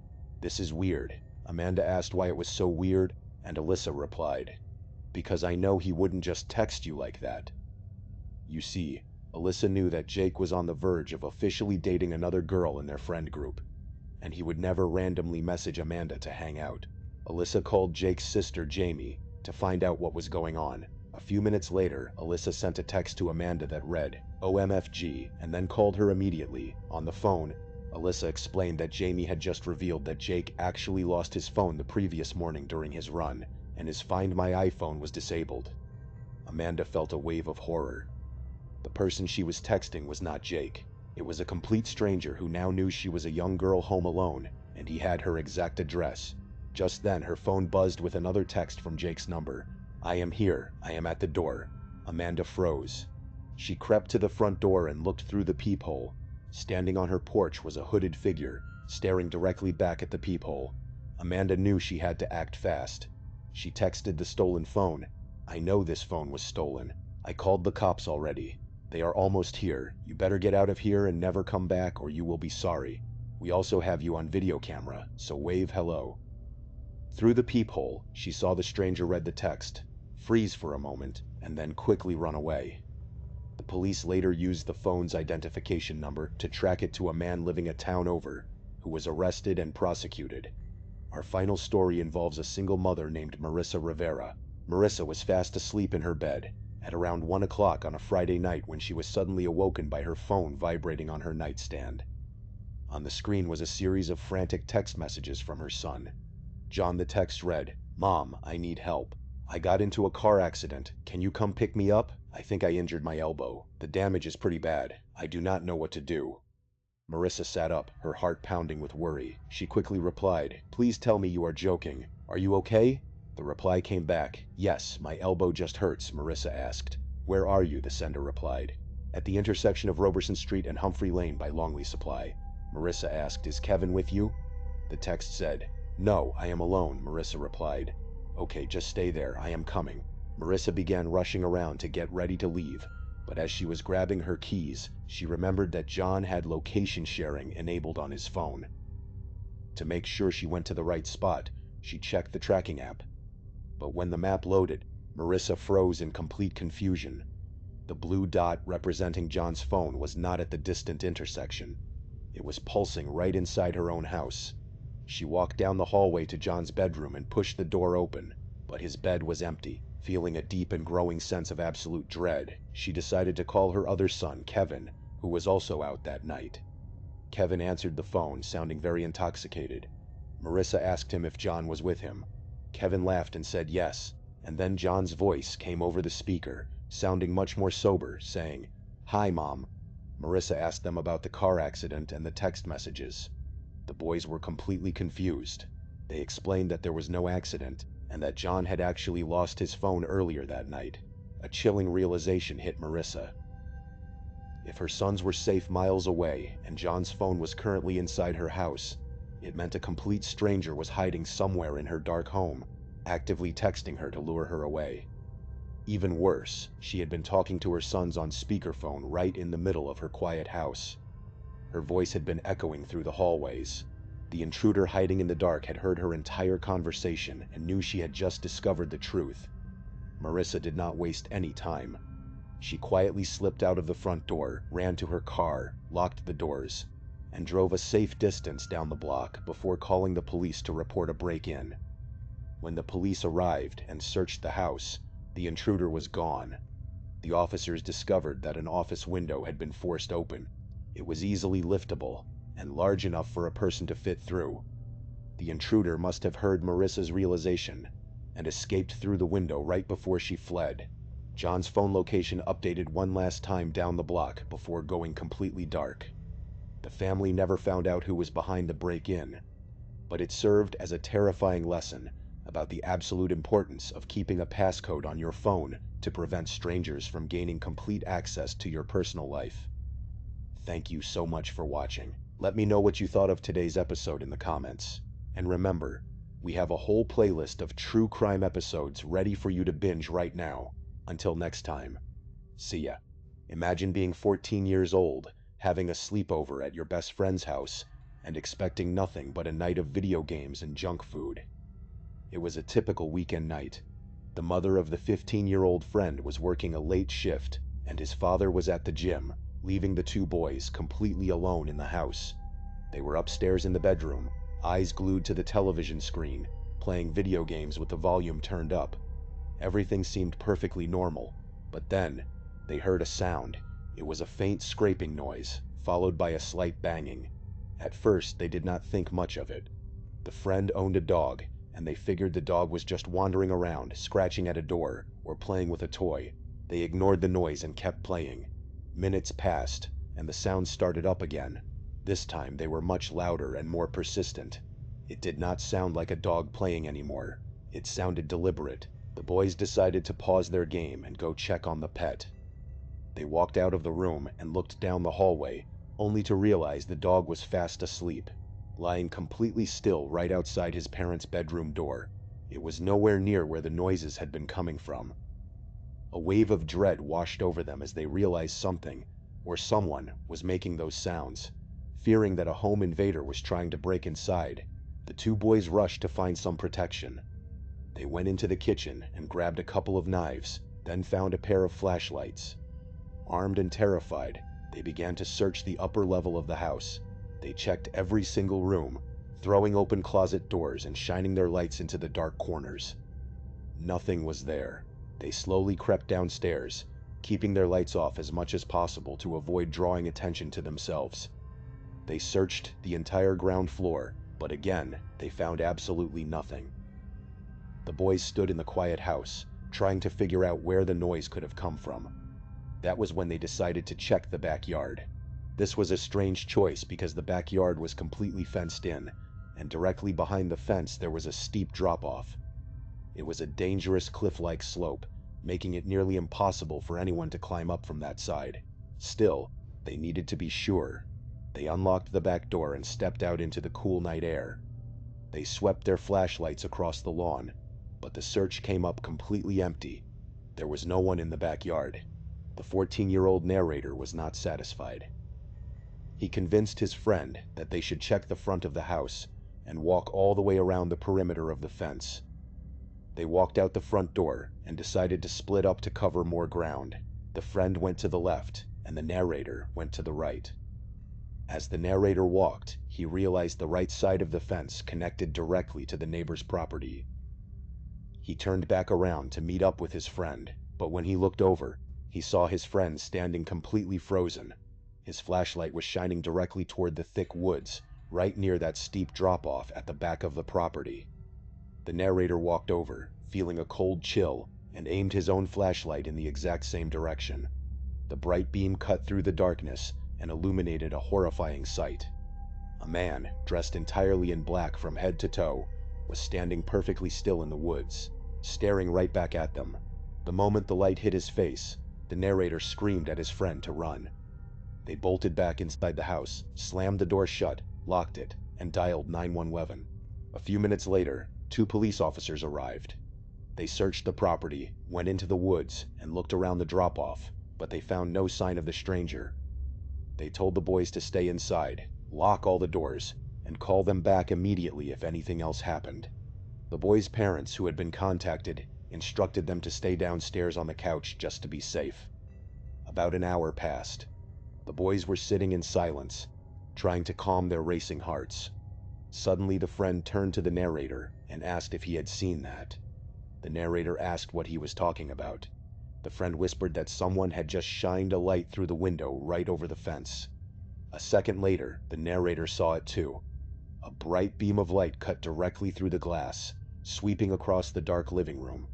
Terrified, they called 911 for the second time.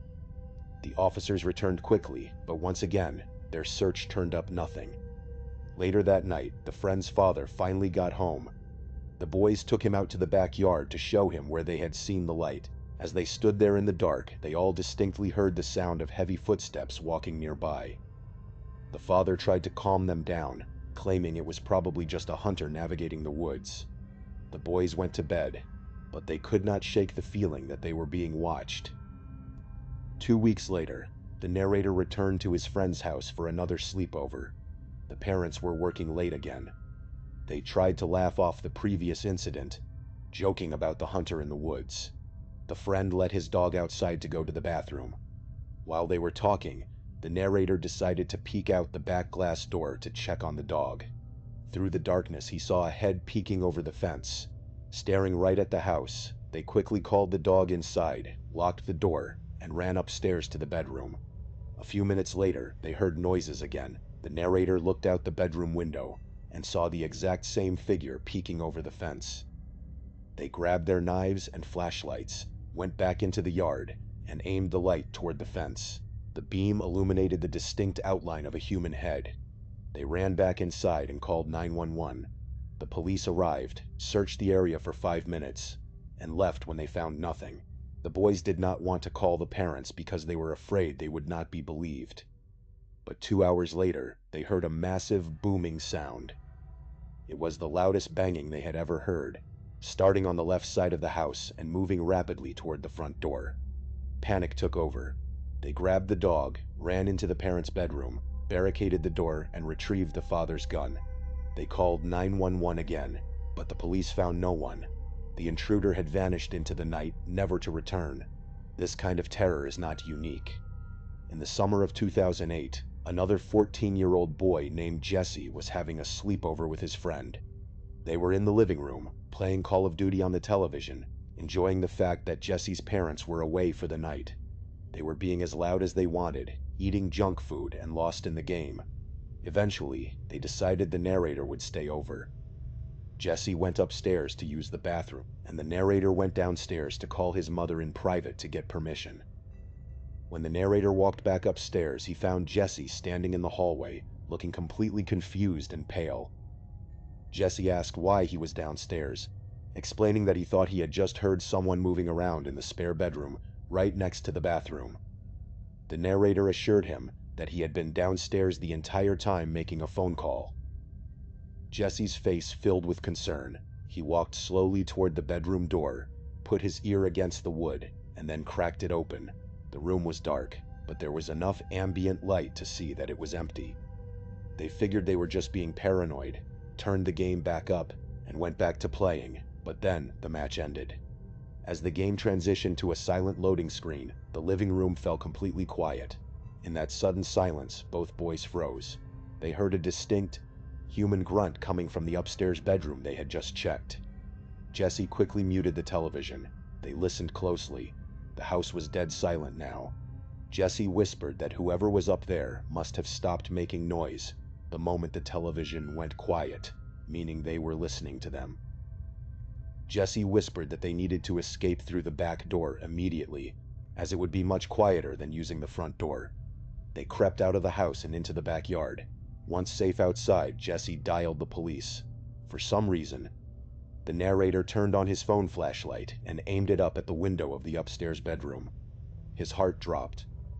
A tall figure stepped right into view behind the glass, looked down at them, and then quickly crouched out of sight.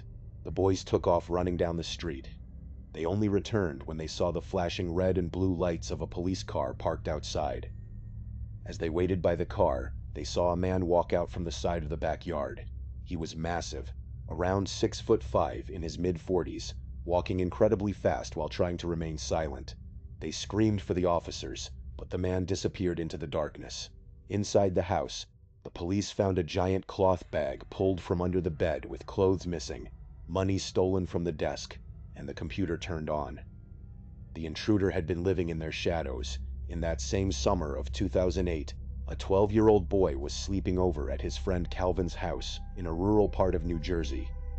Calvin's backyard bordered a dense forest that stretched out for hundreds of yards. Because Calvin's family came home unexpectedly early, and the house became very busy, the two boys decided it would be fun to pitch a tent in the backyard and sleep under the stars. They set up the tent in about 15 minutes, using the backyard nightlight to guide them. After goofing around, they turned off the light and settled into their sleeping bags. But the narrator could not sleep. He tossed and turned for 3 hours. Sometime during the night, he heard a strange, rattling, creaking sound coming from the wooden fence. He wanted to wake Calvin, but he assumed it was just the wind. But the sound kept going, a rhythmic pushing against the wood. It was deeply unsettling. Finally, needing to use the restroom, he woke Calvin up and told him about the noise. Calvin insisted it was just the wind, but the narrator needed to see for himself. He unzipped the tent, stepped outside into the pitch black, and walked over to flip on the backyard nightlight. When the light flooded the yard, the narrator gasped. There was a person leaning over the wooden fence, head down, actively pushing against the wood. The narrator immediately switched the light off and dove back into the tent, whispering frantically to Calvin about what he had seen.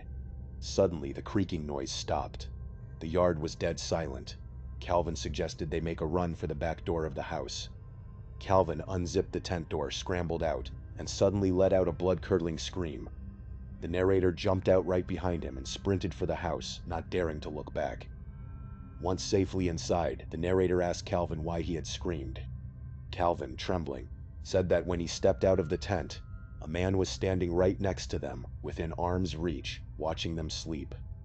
They spent the rest of the night in Calvin's upstairs bedroom.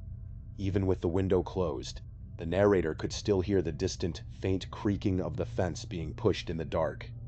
These chilling stories serve as a dark reminder that the places we feel safest, our own backyards, can easily become the hunting grounds for predators who wait in the dark for a moment of vulnerability. None of the intruders in these cases were ever caught. They simply vanished back into the shadows of the woods, leaving behind families haunted by the terrifying knowledge of how close they came to a tragedy.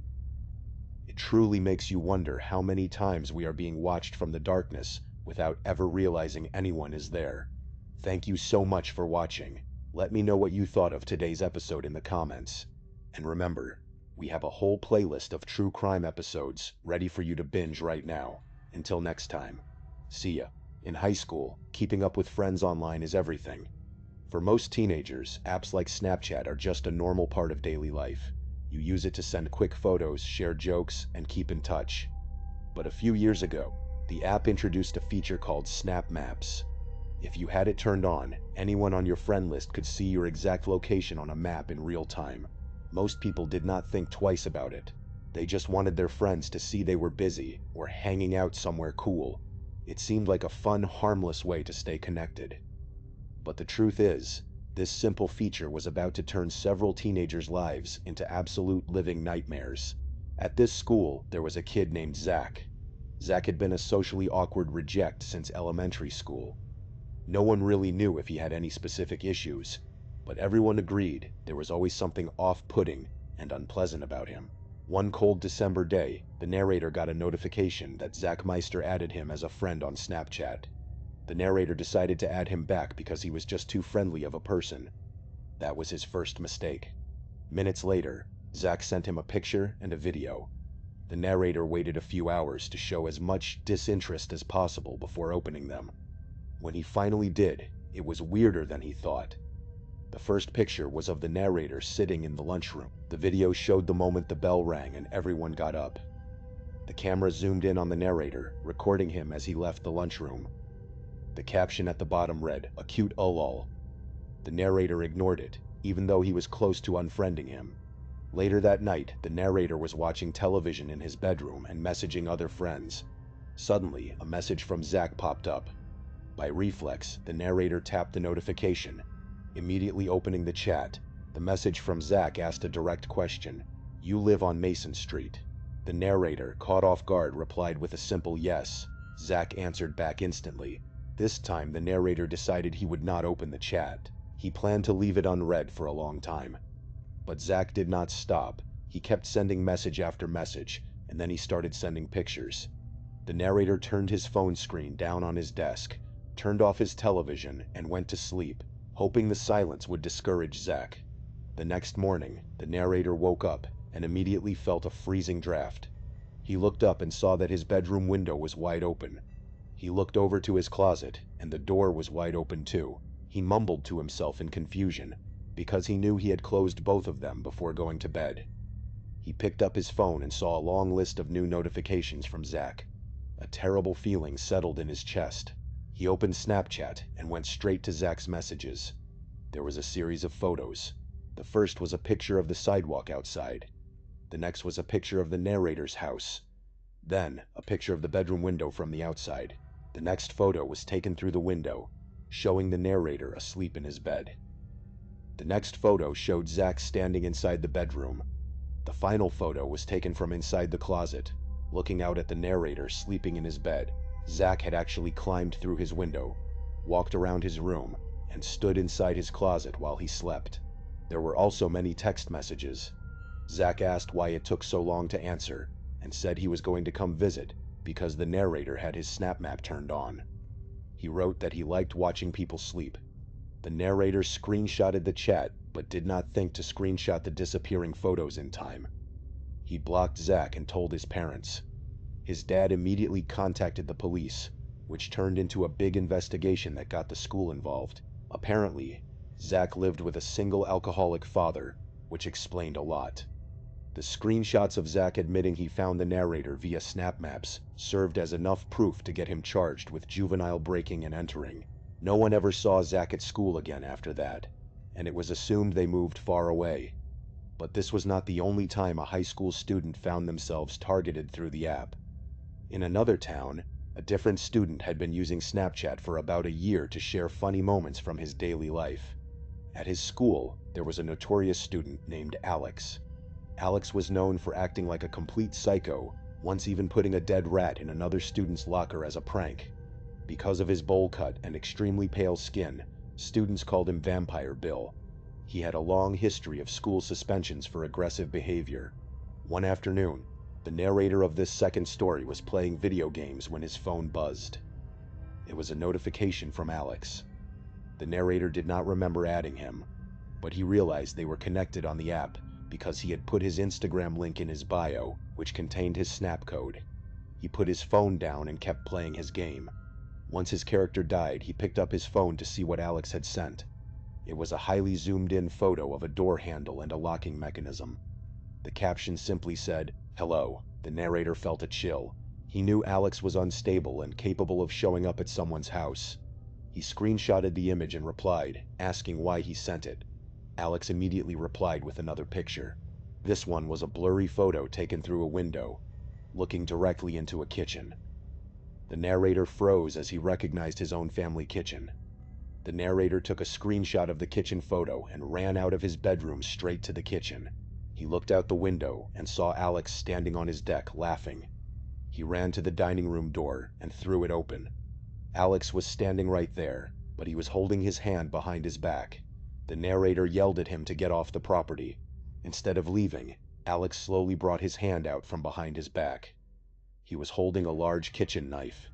The narrator slammed the heavy dining door shut, locked it immediately, and screamed through the glass that he was calling the police. Alex just smiled a wide, unsettling smile and slowly walked off the deck. The narrator ran around the entire house, ensuring every single door and window was locked. He never found out what Alex would have done if the door had not been locked in time, but the memory stayed with him forever. The third case happened just a couple of days ago to a young man who shared his life online. He had a large following on Instagram because he lived a fairly lavish lifestyle and posted pictures of his family's expensive sports cars, high-end watches, and designer clothes.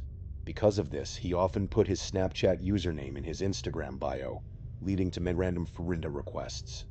One rainy night, while hanging out with a friend, he received 2 new friend requests from accounts named Casey Welsh and Bree Owens. He added them both back. He noticed they both had incredibly low Snap scores, one with only 200 points and the other with a few thousand. He thought it was strange because low scores usually mean fake or burner accounts, but he did not worry too much. Later, the account named Casey sent him a snap with a black screen and a caption saying, "You're cute." He decided to ignore it, suspecting someone was playing a joke on him. He opened his Snap map out of curiosity and noticed that both Casey and Bree had their locations turned on. They were apparently together in a car, parked only a short distance away from his current location. When it was time for the young man to go home, the storm outside had worsened. The rain was heavy, making the roads slick and dark. He got into his car and merged onto the highway, driving slowly due to the poor visibility.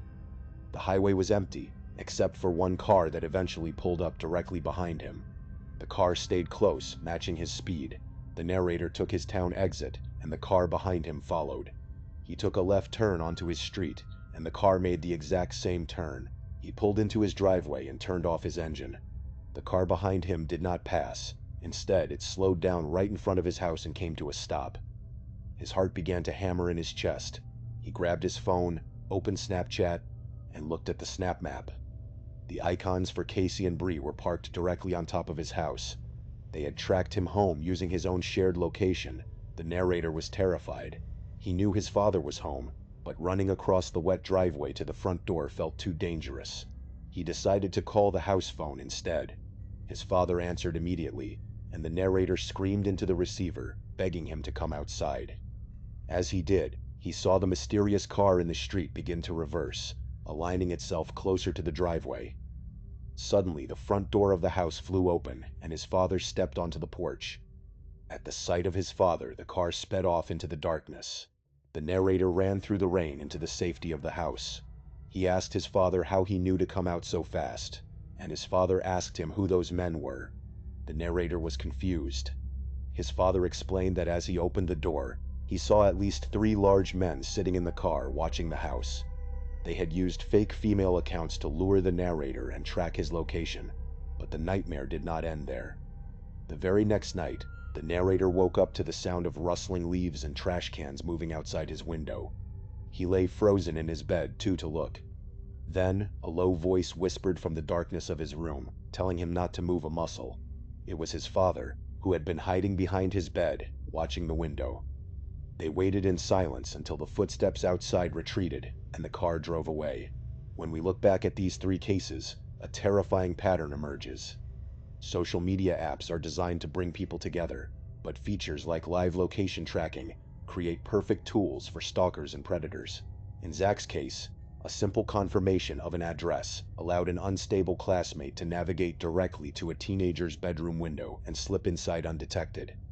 For Alex, the vulnerability of a shared life online turned into an armed confrontation on a family deck. And for the 3rd victim, a coordinated group of men used fake identities to stalk a wealthy target directly to his home, waiting for the perfect moment to strike. These stories show how easily digital footprints can lead danger to our doors. Thank you so much for watching. Let me know what you thought of today's episode in the comments. And remember, we have a whole playlist of true crime episodes ready for you to binge right now. Until next time, see ya. I moved to my dad's house when I was 10 years old. At that age, moving is incredibly difficult because you leave behind your school, your old friends, and everything you are familiar with. I did not know a single person in the area, except for a family my dad was close friends with. It was a single mother with 3 kids. Luckily, there was a girl who was a couple of years older than me. She was 12 at the time we met, and we got to know each other over the next few years. We were not incredibly close, but we ended up sharing the same group of friends as we grew up. One night, my friend Rob was hanging out with her and her younger brother. They happened to be in the house alone because their mother was at work. Their mother had been helping a local lady through her job, and had gotten to know her family fairly well. During their conversations, she found out that this lady's sister had been in a mental institution and was recently let out, which made her deeply uneasy given her unstable history. On the night Rob was hanging out, they got a knock on the door. My friend thought it was just her mom, since she knocked a certain way when coming in. She answered it without thinking. Rob was not supposed to be there, so he took off through the window to his house down the road. He never thought twice about it. But the problem was, it was not her mother. It was the sister of the lady her mother was helping. This woman had figured out from talking to her sister where the family lived and the mother's working schedule. She came in, and what followed was a complete nightmare. The younger brother managed to get away and ran to the neighbor's house to call the police. But it was too late. The woman brutally murdered my friend just a week before Christmas. She decapitated her and left her naked body in the bathtub. She even hid her head. The family and the police had to search through the wrapped Christmas presents under the tree, and that is where they eventually found it. I was not allowed to go to her funeral, and that tragedy has haunted our entire town ever since. It made us realize how quickly a normal life can be shattered by a random act of violence, leaving wounds that never truly heal. This next incident happened to my wife's grandmother about 15 years ago, back while we were still dating. Her husband had passed away about a year previously, and she had been going down to the local library to volunteer. She was trying to get some socialization and exercise. It was the middle of winter, so her walk back was always during the time it was getting dark. The library closed at 5 o'clock, and there was some extra work to do before everyone actually left. On this particular night, she turned down a ride from another volunteer because she wanted to stay in shape and get her walk in. Her house was about a mile away, through a lightly wooded area in South Texas. As she was about halfway home, she noticed someone behind her. He was walking in the same direction and gaining on her. In itself, that was not too strange since she was old and not fast, but in this case he seemed vaguely sinister. He maintained a steady, chilling pace, never looking away from her back as the distance between them began to rapidly close, making her heart beat wildly in her chest as she tried to speed up. They kept walking, and pretty soon he was right behind her. Then he fell into pace, just staying right behind her. At this point, she knew something was wrong. But the good news was that she was almost home. She could see the top of her driveway, and she always left her lights on so it would look like someone was home. She just needed to make it another 150 yards. All that time, she said he was so close she could feel his breath on her neck. At around 50 yards, she felt a strong hand grip her shoulder. A voice warned her not to turn around and demanded her purse, threatening to cut her. She stopped, took one big step forward, turned, and shot the guy in the neck with the .38 revolver she kept in her purse. The guy spent the next 5 years in a prison hospital before dying of complications. My wife's grandmother passed away last year, but up to the end, she lamented that she pulled the trigger too soon, always wondering if there was another way to escape that terrifying night without taking a life. When I was young, probably around 8 to 11 years old, my older sister would babysit me when my parents were out. My sister is 7 years older than me, and back then she smoked a lot. My parents made her smoke outside, so I would follow her out to play and annoy her. One day, my sister noticed a car at the end of our driveway. It was a white SUV with a bike rack on top. It had the most heavily tinted windows I have ever seen. You could not see inside at all from any angle. It sat there until she went inside, and then it would drive to the end of the road and sit at the church parking lot to wait. The moment she came out for another smoke, the SUV would return. This went on for days. My sister told my father, who was a sheriff's deputy at the time. He called the police and made a complaint. They showed up and looked around, but the SUV was gone. It was as if the driver knew exactly when the police were coming and how to avoid them, which only increased our growing sense of dread. Months went by with nothing. Then, 9 months after it started, it returned. One day my sister was outside and here it came. We were alone, and she decided she had had enough. She told me to stay in the carport while she went to confront them. She walked down the driveway, but halfway down she stopped. She later told us she felt a wave of pure terror, knowing she would die if she went any further. She turned and went inside. Finally, our family car was in the shop, so we were stuck home for the night. While my parents were home, my sister went outside to smoke, and the SUV showed up. She told me to run inside and tell our father. My dad grabbed his gun and walked down the driveway. The SUV immediately floored it, peeling out onto the highway. My dad noted the year and model, but the scariest thing was that the license plate had been completely covered in silver duct tape. We never saw it again, and the mystery of who was inside that vehicle and what they wanted from my sister remains a chilling question. This next story happened when I was only 4 or 5 years old. My parents had just separated, and my mom was living in a small 2-bedroom apartment. I had my own room, but I preferred to sleep in her bed whenever I stayed with her. Our 2 bedrooms were at the end of the hallway, directly across from each other. Our apartment was on the 1st floor, and it was the middle of summer. My mom had a window open in her room, which was directly behind the bed, right above the headboard. I woke up in the middle of the night and sat up. I saw our cat sitting in the doorframe of my mom's room. This was strange because our cat was typically always in bed with us. As I was watching him, he walked into my empty bedroom and let out a quiet meow. I turned to wake my mother up. In the few seconds it took to wake her, we both looked back at the doorframe. There was a man standing by my open door, making his way out of my bedroom. He was moving in absolute silence, like a ghost in the dark. I still do not know how she managed to do it so quickly, but my mother picked me up and literally threw me out of the open screen window. She quickly followed right behind me. We started screaming for help, and a neighbor called 911. The police came but did not see any signs of forced entry. The front door was unlocked, leading them to believe the man exited that way. My mom swore she had locked the deadbolt in the chain. A week later, she was cleaning the kitchen and opened our water heater closet. Inside, she found a notebook with names and drawings, a pair of gloves, and gum wrappers. The police concluded the man had been inside our house, hiding in that closet until we fell asleep. It is absolutely terrifying to realize that a complete stranger was sitting just a few feet away from us in the dark, watching our daily routines and waiting for the perfect moment to slip out of his hiding spot. One afternoon, while I was doing my laundry, one of the lights blew out in my basement. Our basement is set up so that the laundry room is split from the other side of the basement with a wall and a door. In order to get back upstairs, you have to exit the laundry room and go through the other part of the basement. Since that blown bulb was the only light source on that side of the basement, the walk back was incredibly dark.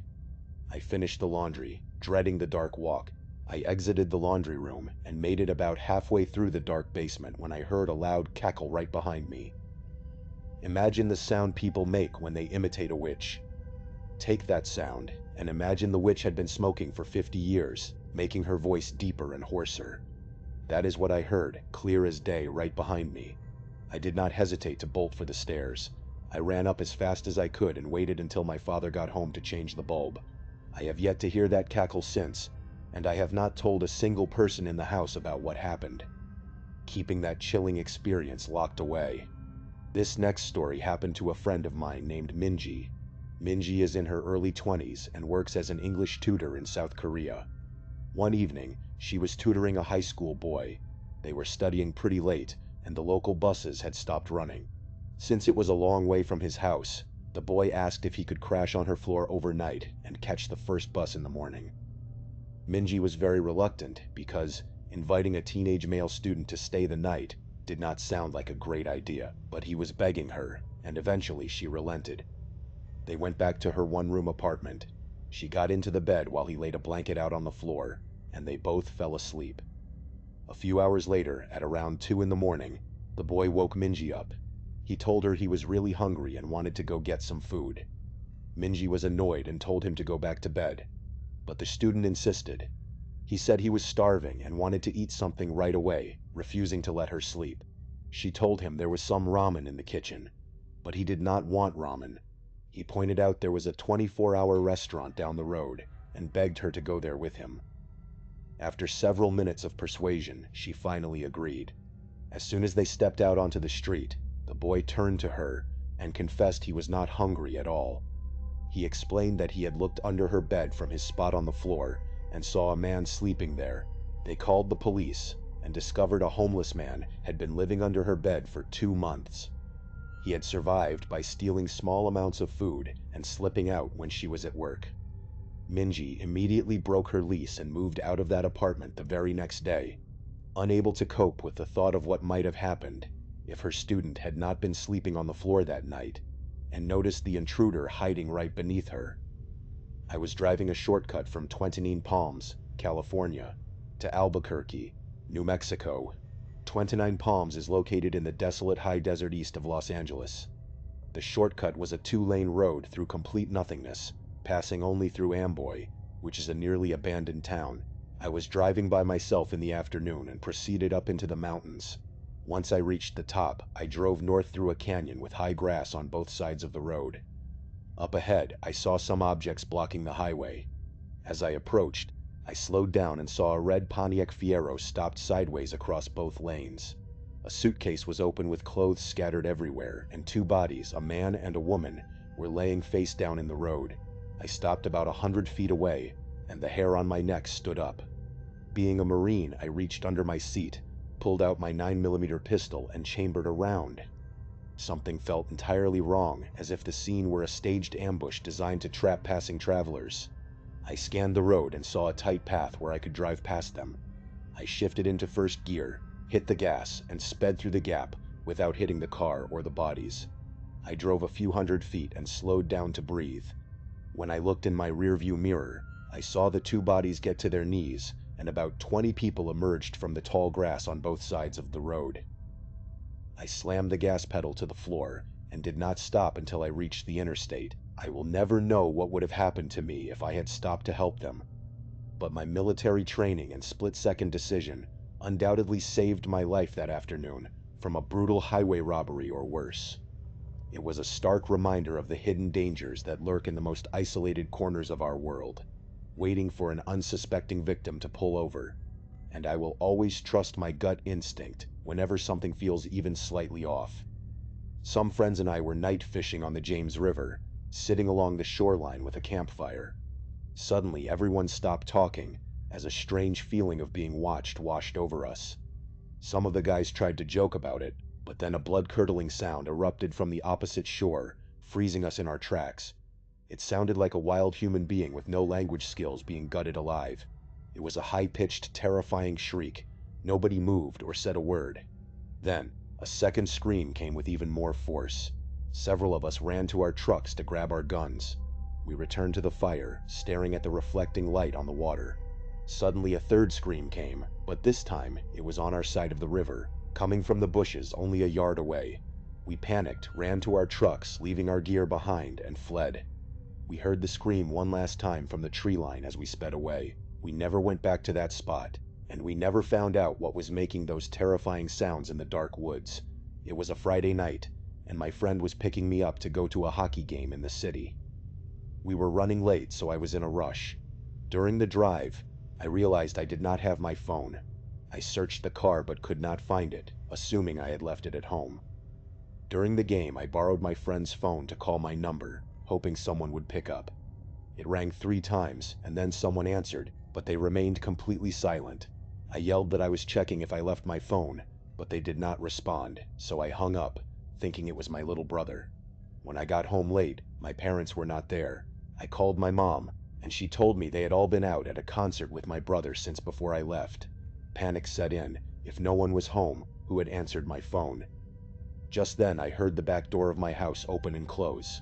I ran out the front door to my neighbor's house and called the police. Someone had slipped into our house, and we came incredibly close to sleeping in the same house as an intruder.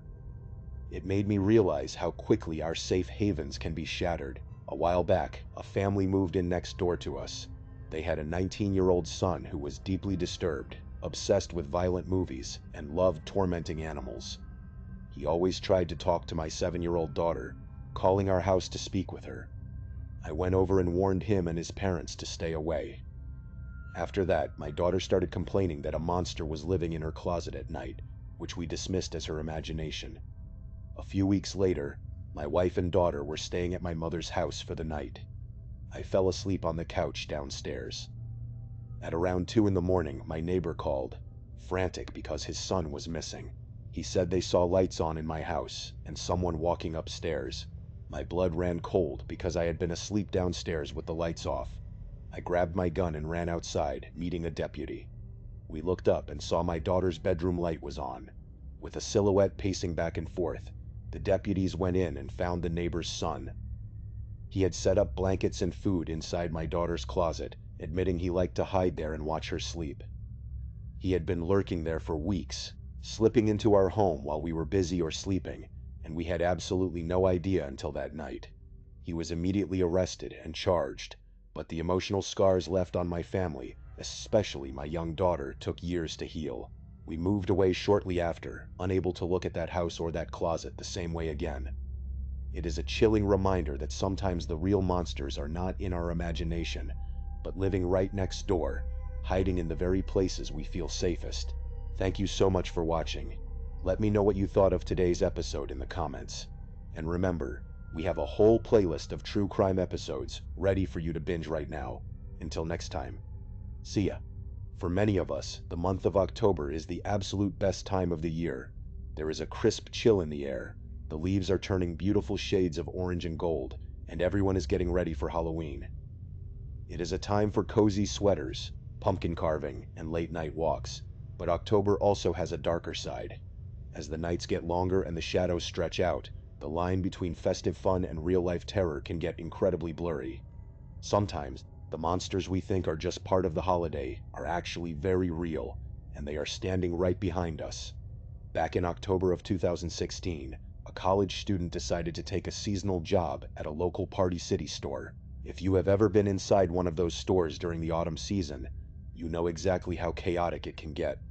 People are rushing in to buy last-minute decorations, paper plates, and of course, Halloween costumes. Because the narrator of this story was a college student who did not have any early morning classes, He ended up getting stuck with the late-night shifts on weekdays. During the peak of the Halloween rush, the store changed its closing hours on weeknights, staying open all the way until 11 p.m. His typical shift would start around 5 in the afternoon and run straight through until closing time. During the first few hours of his shift, the store would be absolutely packed, but as the clock ticked past 9, the heavy rush would start to die down. By 10, the aisles would be practically empty, especially on quiet weekdays. On one particular night, our narrator started his shift, working as what the store called a costume grabber. This job was pretty simple but physically exhausting. He would stand near the back wall wearing a walkie-talkie. A customer would look at the costume displays, decide what they wanted, and then a cashier would tell the narrator over the radio which costume and what size to grab from the massive storage area. He would run, grab the costume, hand it to the customer, and wait for them to try it on. As the night progressed and the store went quiet, the supervisor told him to switch tasks. It was time to start cleaning up the messy aisles, restocking the picked-over shelves, and moving inventory back and forth between the main floor and the basement. Now, this basement was connected directly to the upstairs costume storage room, so he did not have to walk across the main sales floor every time. But carrying heavy, awkward boxes up and down those narrow concrete stairs got exhausting very quickly. By the time 10 o'clock rolled around, there were only 4 people left working in the entire building. There was a girl named Maria who was handling the front cash register, a guy named Kyle who was cleaning the far aisles and restocking shelves, a night supervisor named Ashley, and our narrator. After lifting heavy boxes for hours, the narrator decided to take a quick 10-minute breather in the break area to catch his breath. When his break was over, he walked back toward the basement door to continue hauling boxes of children's costumes up to the main storage room. But when he reached the door, he noticed something strange. The lights in the basement had been turned completely off. He figured Ashley must have turned them off to conserve energy, so he did not think much of it. He reached out, flipped the light switch back on, and walked down the cold concrete steps. He walked over to a stack of boxes and bent down to lift a heavy container of girls' costumes. Just as he got his hands under the box, he heard a sudden, loud sound on the far side of the basement. It sounded like something heavy had been knocked over. The basement was not massive, but it was laid out in a large circle. The entire space was crammed with tall stacks of boxes, and there was one massive metal storage shelf running right down the middle, completely blocking his view of the other side. The narrator slowly put the heavy box back down. He felt a sudden wave of unease, but he tried to convince himself it was just a box shifting on its own.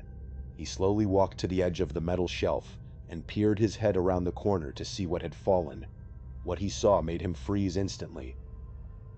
Standing on the other side of the basement was a figure dressed in a white, hooded robe costume. They were wearing a grotesque, scary monster mask. The narrator gasped and jumped backward in shock. But almost immediately he assumed it was one of his coworkers trying to scare him. He let out a nervous laugh and told the figure that they had gotten him good. He waited for them to take off the mask and laugh, but the figure did not say a word. Instead, they just slowly tilted their head to the side, staring at him through the dark eye holes of the mask. The narrator initially thought it was Ashley, because she was known for playing jokes on the staff. But as he looked closer, he realized this person was far too tall to be Ashley. He figured it had to be Kyle.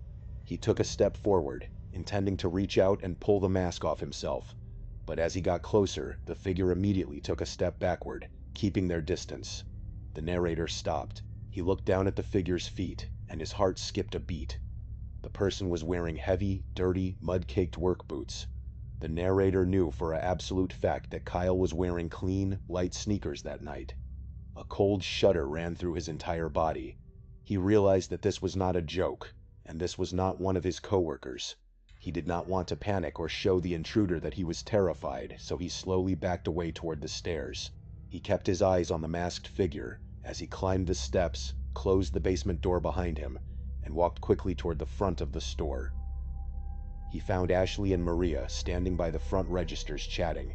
He tried to keep his voice calm as he asked them where Kyle was. Just as he asked, Kyle's voice called out from a nearby aisle, asking what they needed. That was the exact moment pure panic set in. The The narrator looked at Ashley and asked if anyone else was supposed to be working in the store that night. Ashley shook her head and said that everyone else had gone home hours ago.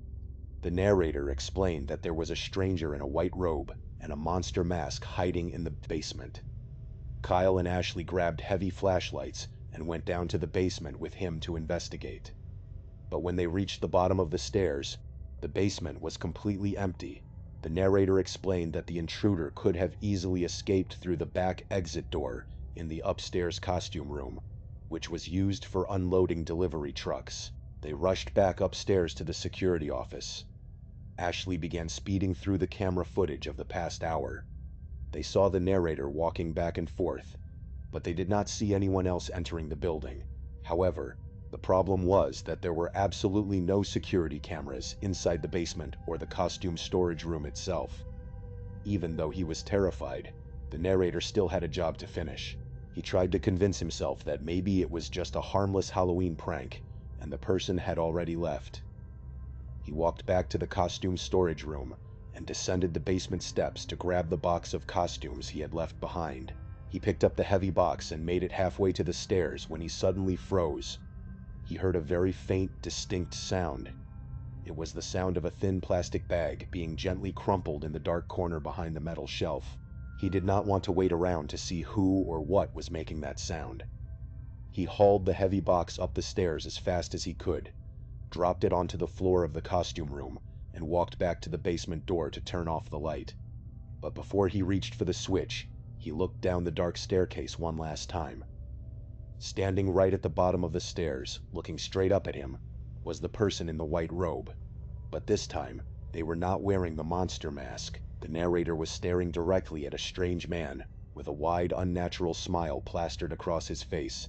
The narrator slammed the basement door shut and ran screaming toward the front of the store, calling for help. Ashley, Kyle, and Maria ran back to the costume room with him, but by the time they got there, both the basement door and the heavy metal delivery door leading to the outside alley were swinging wide open. The smiling man was gone. They checked the single outdoor camera that pointed at the delivery area, but it had failed to capture the intruder's escape. To this day, the narrator does not know if the man was just a trespasser playing a terrifying prank, or a dangerous criminal waiting in the dark to do something far worse. That brings us to our second story, which took place several years ago during a windy, overcast late October afternoon. The narrator of this story was around 10 or 11 years old at the time. He lived in a large corner house that sat right next to a quiet sidewalk. This sidewalk led directly into a short, isolated, dead-end street that only contained two other houses. One of those houses was owned by an old, laid-back couple who rarely paid attention to anything happening outside. The house across from them was a small, run-down, disheveled property. The yard was overgrown with weeds, the paint was peeling, and the owner of the home was almost never seen coming outside. Because the neighborhood was so quiet and isolated, the narrator and his two best friends, Liam and Billy, were able to play outside as loudly as they wanted without worrying about bothering any neighbors. On this particular afternoon, the ground was covered in a thick blanket of dry autumn leaves. Since the narrator had the largest yard, the three boys spent hours raking all the leaves from the property into one massive, towering pile right next to the sidewalk. They loved to wrestle in the leaves, pretending they were professional WWE superstars competing in a high-stakes match. After wrestling around for about half an hour, the boys got tired and decided to head inside the house to grab some snacks and play video games. They spent a couple of hours inside, but as the sun began to set, they decided they wanted to go back out for a nighttime wrestling match in the giant leaf pile. When they stepped back outside, it was almost completely dark. The only source of light was a single, dim street lamp standing at the entrance of the dead-end street, which cast long, eerie shadows across the yard. As they walked up to their leaf pile, they noticed something strange right away. The pile looked significantly smaller and flatter than it had when they went inside.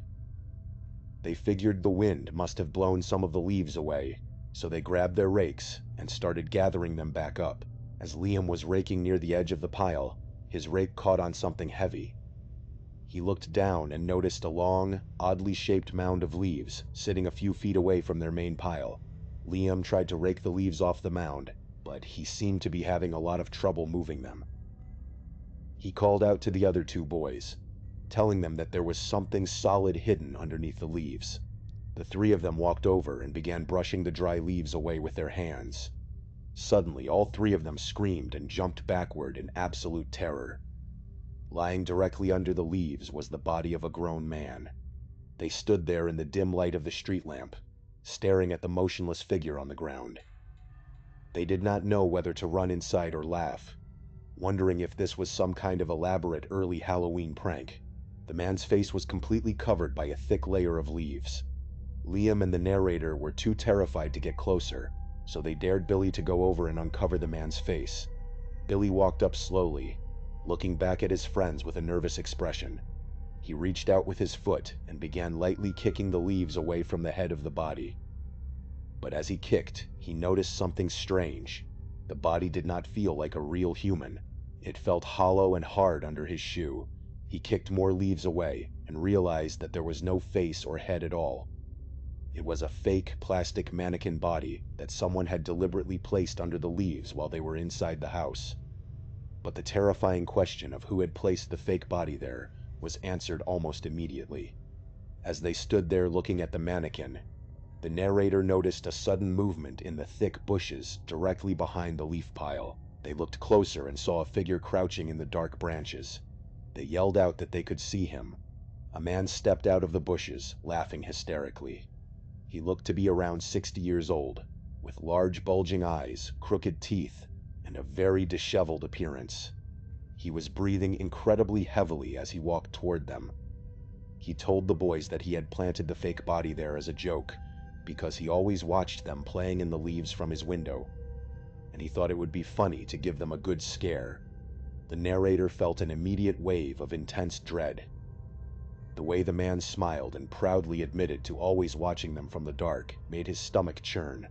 Liam tried to be polite and laugh it off, but the narrator knew something was deeply wrong with this man. He grabbed his friends' arms and told them they needed to go back inside immediately. They left the laughing man standing alone in the dark yard and ran back into the house. The narrator immediately told his father what had happened. His father looked concerned, grabbed a flashlight, and marched outside to investigate. But by the time he reached the yard, both the creepy man and the plastic mannequin were completely gone. The boys spent the rest of the night playing video games inside, all of them agreeing that the neighbor was an absolute freak. Eventually, Liam and Billy went home, and the narrator headed to his bedroom to get ready for sleep.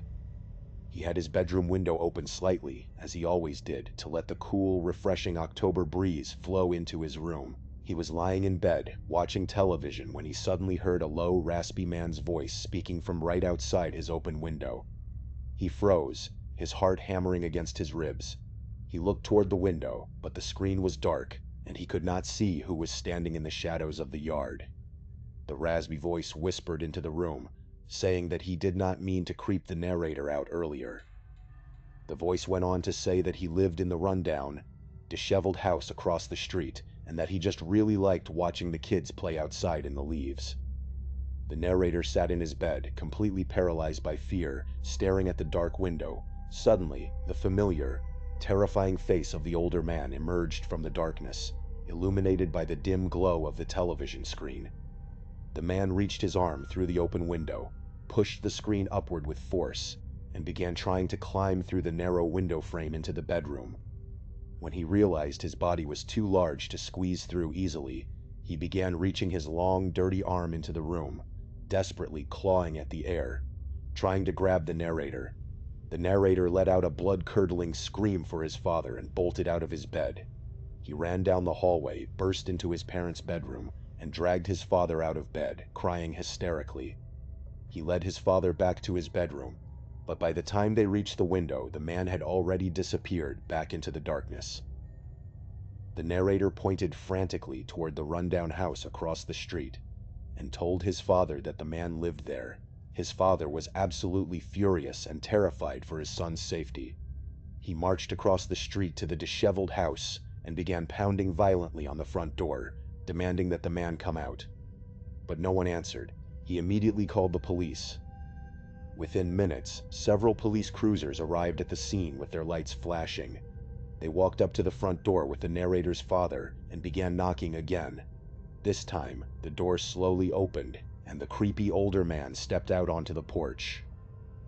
The police officers and the narrator's father immediately recognized the signs that the man was heavily under the influence of a powerful substance, which they later suspected was crystal meth. The narrator stood near the edge of the property and looked past the man into the open doorway. The inside of the house was an absolute pigsty, filled with piles of garbage, dirty clothes, and rotting food. It turned out that for all those years the neighborhood kids had been playing outside. They had been completely unaware that a dangerous, drug-addled stalker was living just feet away in that decaying house, watching their every move from the shadows. This brings us to our third and final story, which takes place in a rural part of New Jersey during a recent autumn. The narrator of this story had recently met a girl named Nikki at a party about a month prior. They had been talking and hanging out about once a week, and they were really hitting it off. Nikki was a huge fan of autumn activities, and she really wanted to go do something festive for October. The narrator came up with the idea that they should go apple picking at an orchard. Nikki loved the idea, so they hopped into his car and began driving out of the crowded suburbs toward the more rural, open parts of the state. They were about 20 minutes away from their destination, driving down a scenic 2-lane road, surrounded by dense woods and farm fields. There was almost no traffic on the road. As they drove, they passed what appeared to be an old, rustic apple orchard. The narrator noticed a narrow dirt road leading up to a small, poorly maintained wooden farmhouse. But as they looked closer, they noticed there were no cars parked anywhere, no people walking around, and not even a small farm stand where customers would go to pay. The property looked completely abandoned. The wooden farmhouse was in terrible shape, with boards missing and weeds growing high up against the walls. It looked like nobody had lived there for a very long time. As they slowly drove past, Nikki admitted that the property gave her a really bad vibe and made her feel uncomfortable. The narrator agreed, so they decided to keep driving toward their original destination. However, when they finally arrived at the orchard they had planned to visit, they were extremely disappointed. There was a large wooden closed sign hanging from the entry stand, and the entire property was completely devoid of life.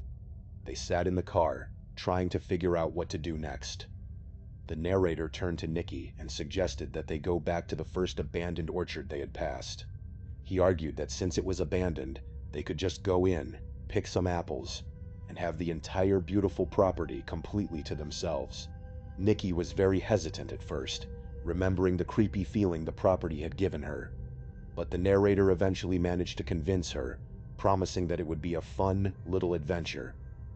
He drove them back down the scenic road, turned onto the narrow dirt path, and found a low-key spot to park his car on a patch of tall grass near the tree line, hidden from the main road.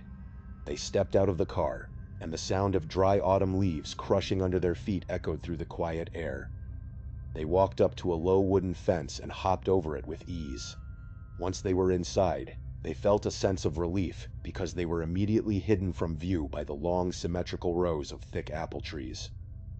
However, the grass between the trees was incredibly tall, reaching all the way up to their shins, making it difficult to walk without making a lot of noise. They began walking down one of the rows, carrying plastic bags they had brought from the car. They searched the branches for the best apples they could find, though there were not very many left on the trees.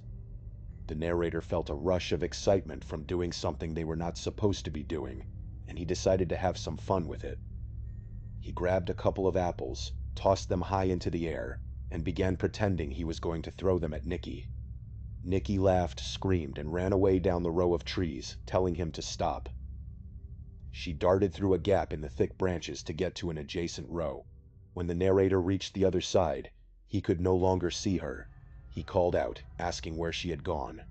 Her voice called back from a few rows over, laughing and saying that she was going to pick her own apples now. The narrator laughed and apologized, promising that he would stop throwing them. He began walking through the rows of trees to find her, but she did not answer him again. He spent a few minutes searching the area in silence. Suddenly, a large apple landed with a loud thud on the ground right in front of him. followed closely by another one, landing a few feet away. He figured Nikki was playing a game and throwing them back at him. He called out for her to stop, worried about getting hit in the face. He quickly pushed his way through a thick cluster of branches to get to the next row, looking left and right to see if she was hiding nearby. He did not see her, so he stepped through another row. He looked to his left, and his heart instantly leaped into his throat. Standing in the very center of the row, only about 5 trees away from him, was a young man. He looked to be around 18 or 19 years old, with long, shoulder-length black hair. He was standing completely still, wearing a slight mocking smirk on his face, and he was staring directly at the narrator. The narrator was completely frozen for a second, overwhelmed by a sudden, intense feeling of danger. The young man did not move a single muscle. He just kept staring with that creepy smile. The narrator slowly backed away, turned, and squeezed as fast as he could through the thick branches into the next row, desperately trying to put distance between himself and the stranger. As he was moving through the trees, his phone suddenly began vibrating in his pocket. He pulled it out and saw Nikki's name on the screen. He answered it immediately and whispered into the receiver, asking where she was. Nikki's voice was trembling, and she sounded like she was in a state of pure panic. She whispered that a creepy guy with long black hair was following her through the orchard. She had tried to speak to him, but he refused to say a word, and she was terrified that he was going to hurt her. The narrator realized with horror that they were both being stalked by the same person. He told Nikki to run as fast as she could back to the car. He sprinted through the rows of trees, ignoring the branches scratching at his face, and made it back to the edge of the woods. Nikki was already there, waiting by the passenger side door, shaking with fear. They stopped for a brief second to catch their breath, but before they could even speak, Nikki let out a terrified scream and pointed toward the orchard. The narrator looked back and saw the young man with the long black hair standing just inside the tree line. He was standing half hidden behind the trunk of a large apple tree, with only half of his face and body visible, coldly watching them from the shadows. The narrator grabbed the door handle, jumped into the driver's seat, and started the engine. He slammed the car into reverse, executed a rapid 3-point turn on the grass, and sped down the dirt road past the decaying wooden farmhouse, leaving the smiling stranger behind in the dust. As they drove down the main road, they were both incredibly shaken up. A few miles away, they passed a small, bustling fruit stand on the side of the road with a few local workers standing outside. Since they had dropped their plastic bags of apples in the orchard during their escape, they decided to pull over and buy some fruit there just to calm their nerves. While they were picking out some apples and fresh berries, the narrator decided to strike up a conversation with the 2 women working behind the counter. He casually asked them about the old abandoned apple orchard located just a few miles down the road. The moment he asked, the expression on the women's faces changed from friendly smiles to pure, pale horror. One of the women looked at him with wide eyes and warned him that nobody should ever go anywhere near that property. The narrator asked why, and the woman explained the dark history of the place. She revealed that a few years ago, the owner's teenage son had brutally murdered his girlfriend on the property, and then vanished without a trace. Her body had been discovered by police hidden in the dense forest bordering the orchard. The father still technically owned the land, but he was completely devastated, rarely ever returned to the property, and refused to cooperate with the ongoing police investigation. The narrator and Nikki stood there in absolute shock. The narrator asked the women if they could describe the missing son. The women admitted that they had never personally seen him, but they knew the police were still actively searching for him. The narrator confessed to the women that they had just been inside the orchard, and that a creepy young man with long black hair had been stalking them through the trees. The 2 women gasped and told them that they were incredibly lucky to have gotten out of there when they did. They gently scolded the couple for trespassing on such a dangerous property and urged them to contact the authorities immediately. One of the women grabbed her phone and said she was going to call the local police to report the sighting herself. During the entire drive home, Nikki kept talking about how terrifying the encounter was, but her words seemed to go in one ear and out the other for the narrator. He sat in the driver's seat, staring at the road ahead, with a cold sweat breaking out across his forehead. He realized with absolute, horrifying certainty that they had just come face to face with an active, wanted murderer who was using his family's abandoned orchard as a hiding place. He still gets chills to this day, wondering if that young man with the long black hair is still crouching in the shadows of those apple trees, waiting for the next unsuspecting visitors to wander in. Thank you so much for watching. Let me know what you thought of today's episode in the comments. And remember, we have a whole playlist of true crime episodes ready for you to binge right now. Until next time, see ya.